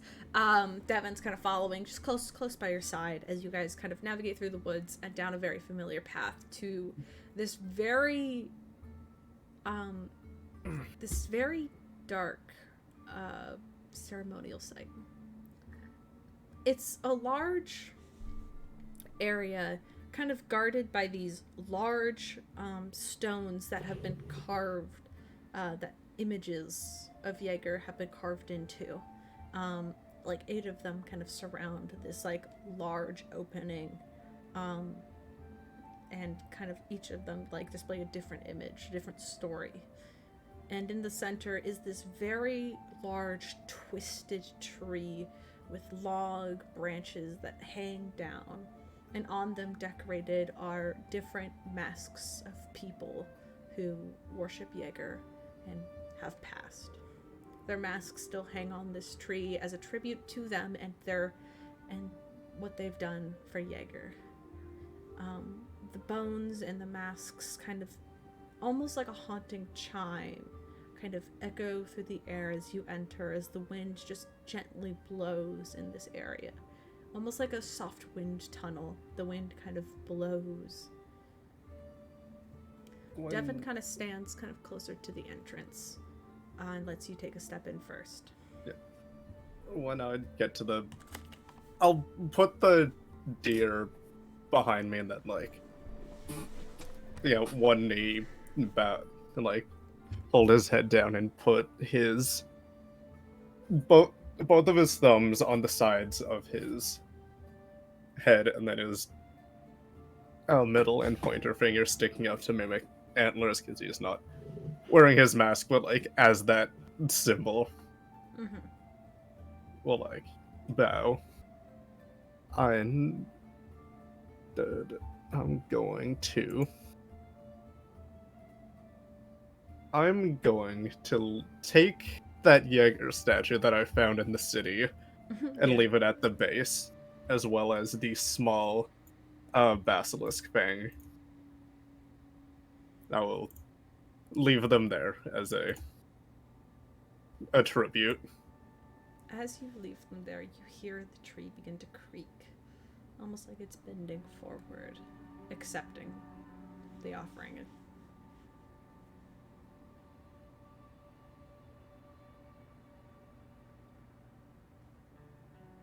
Does Devin stay on the outside? Yeah, for now. Devin doesn't have anything to give or anything to say to Jaeger right now, so they're just gonna sit and watch. Okay, I will.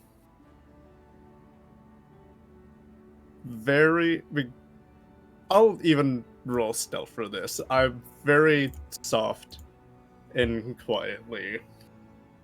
Ripley will whisper. A few days back, you said to make things right and to turn around and not come back here. What do you mean by that? That was the most bullshit weighted die I've ever seen for. Devin doesn't say anything. Devin, obviously this is a place to be respectful, and normally they'll probably poke fun at you later, but as of right now, they sit quietly by the deer carcass, kind of petting the fur of the deer, just waiting. They don't say anything or do anything. But as you ask this question, the wind kind of picks up for a moment.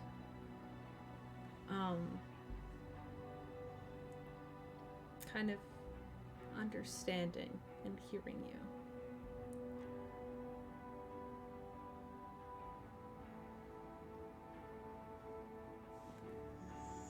And you see what at first looks like a shadow of this almost 9.5-foot figure that kind of peers from behind the tree, half shaded by the large trunk itself. You see that large skull mask and antlers and just a faint glow of green eye beneath the mask. Its body is covered in multiple hides and capes made of leaves and branches that kind of stick out of the collar, almost like itself is trying to be disguised as a tree.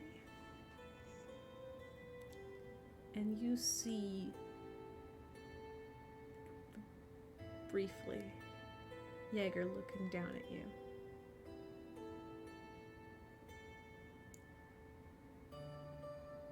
You shouldn't be here.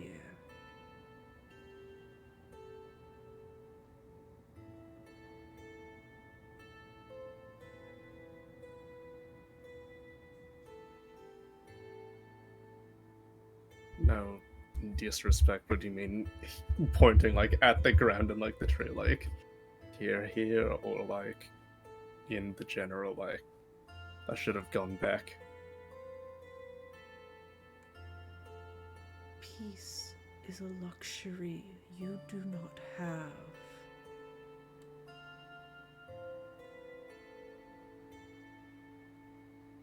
You should not be here. The city brings you comfort, but that is not what you need.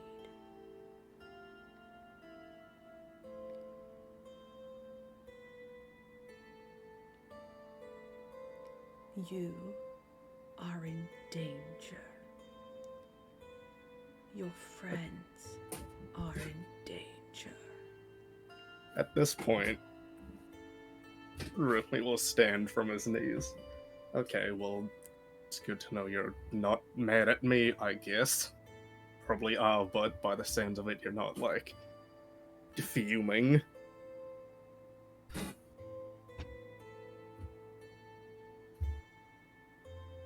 I know people are in general danger and we need to go back, but it's, should we not? You immediately smell cat scent on the wind.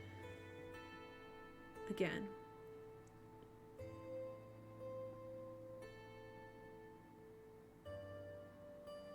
Just immediately.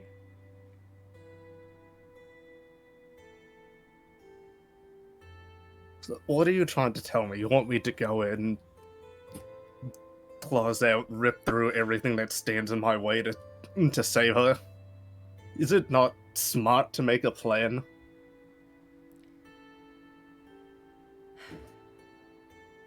You know, come up with something first. So the same thing as last time doesn't happen.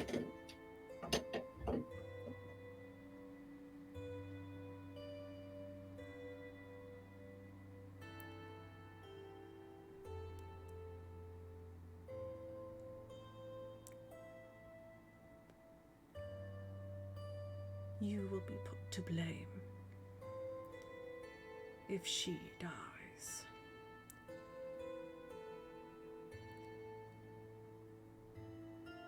And not only will she die, hundreds, thousands like you will.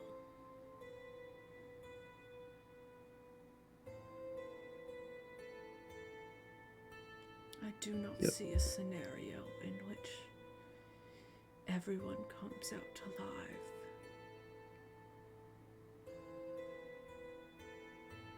You know, I don't disrespect your greatness, but I thought your will was protection and to quell the numbers within reason.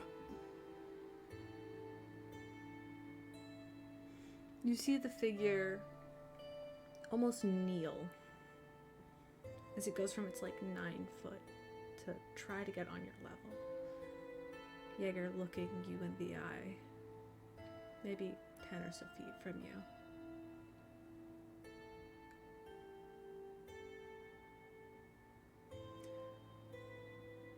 I do not wish to see you suffer.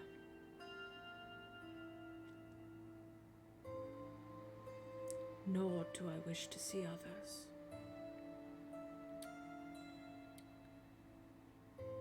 But you need to make a decision.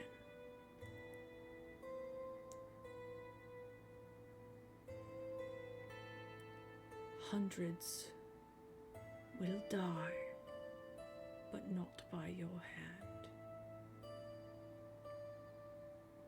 Or one will die by yours.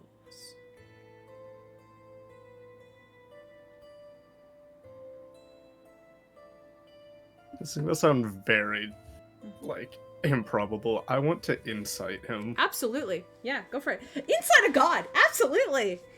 Because I will re-roll if I have to, which I will. You're gonna use Fate's die! Are you using Fate's die? Yes. Oh no.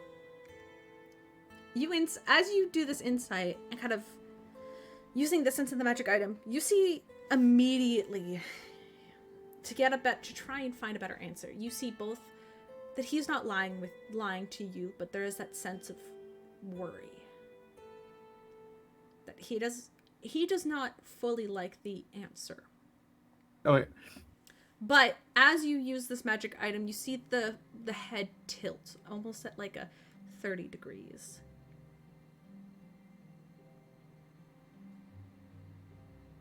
You've met fate.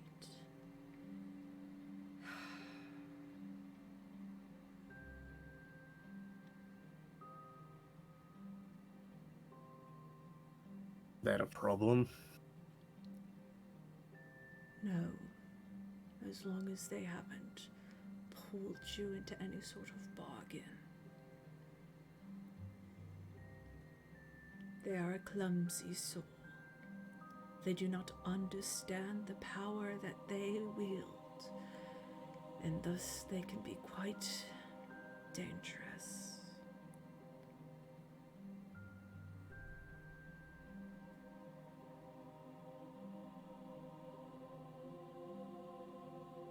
Being a god comes with responsibility that fate does not understand. You see Jaeger kind of leans back a little bit and relaxes.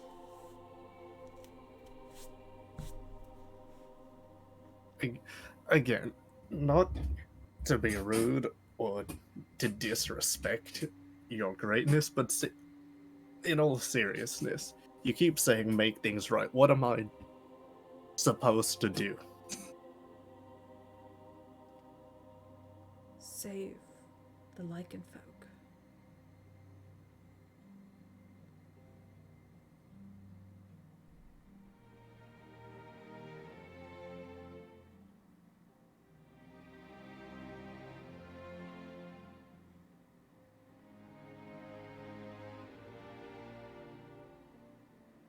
Again, how do you expect me to walk in there with this, either by myself or with my ragtag group of friends, and walk into a city heavily armed and guarded?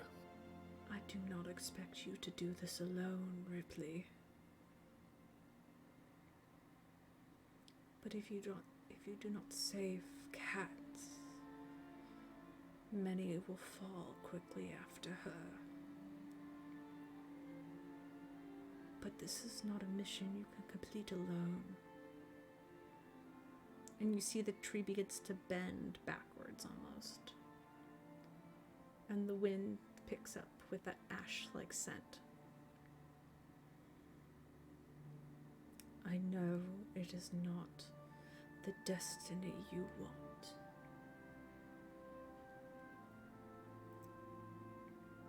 But he has the power you need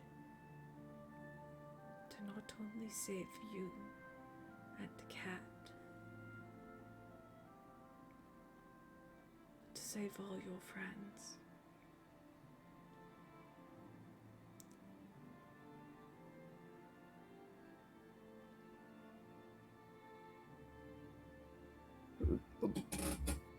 You are serious. In all your divine wisdom, you believe Ripley is slowly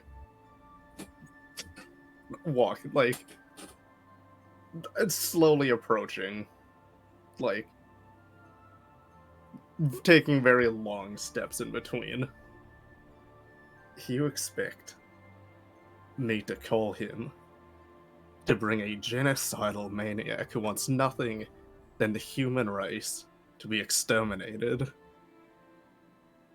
and bring an entire army, not even that, just him alone.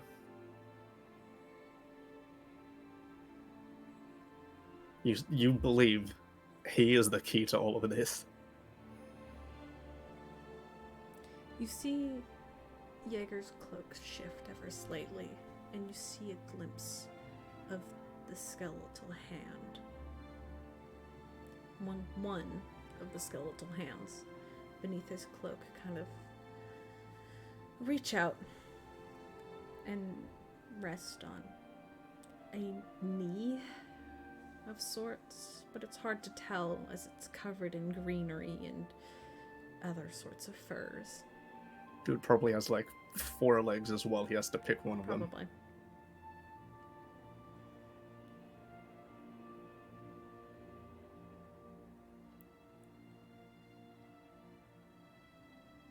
Your brother does not bring good.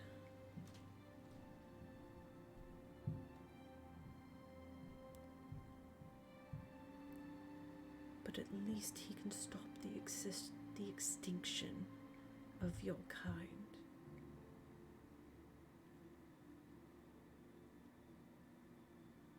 And I've seen change in him. I'm not sure if it's for the better.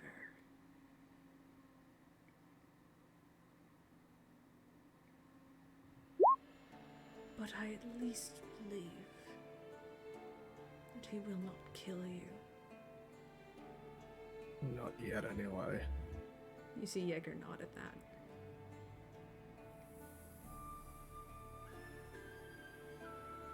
Your brother has developed patience with the humans. Or the humanoids. But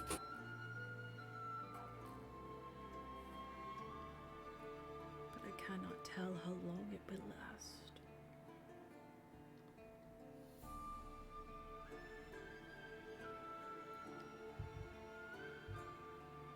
Tread carefully. And if you do trust him and his wisdom, don't let your guard down.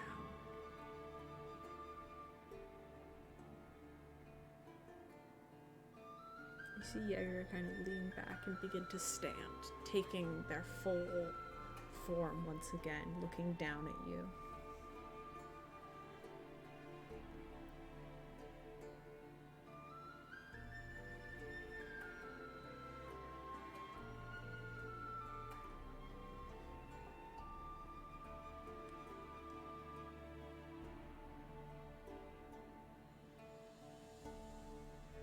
Your friends are looking for you.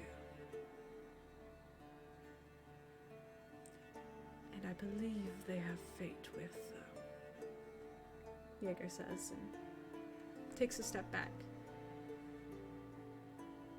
before slowly vanishing behind a tree. Behind the tree. And the wind kind of calms down for a minute. And the air fills with the scent of your friends, each of them individually.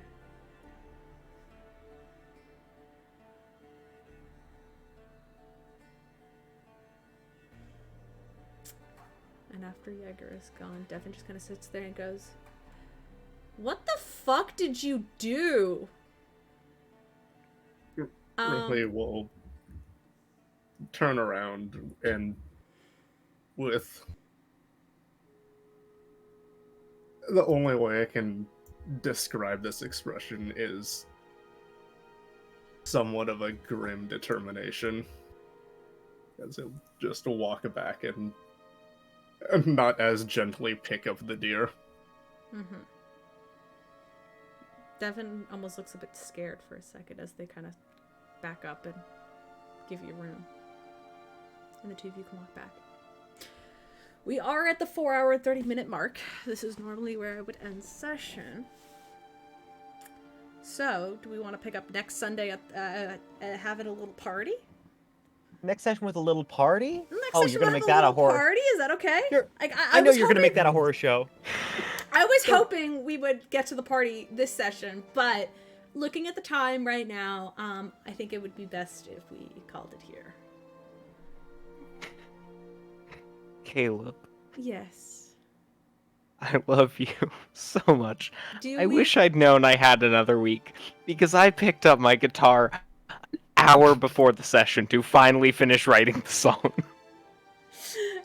It's okay. This one we could like audio. We could like we could do audio and stuff together over the week. And you could like tune it or whatever. I don't know. It's up to you. I don't know how music works. Add the other instruments in the I mean, it's gonna be a live performance. I'm so excited. But we'll save that for next week. Okay, literally everybody's playing fucking Valorant that I follow right now. Does anybody else have anybody else that we should raid? Actually, we'll do It's Me Michi. They're another VTuber, and I like raiding VTubers. You got to show that VTuber respect. Alright. Got to show that VTuber. Got to show that VTuber respect. Anyway, we got some Jaeger time. We got some good time. You learned that your friend is in peril. This has been a good session. Alright, good night. Good night. Alright. And stop.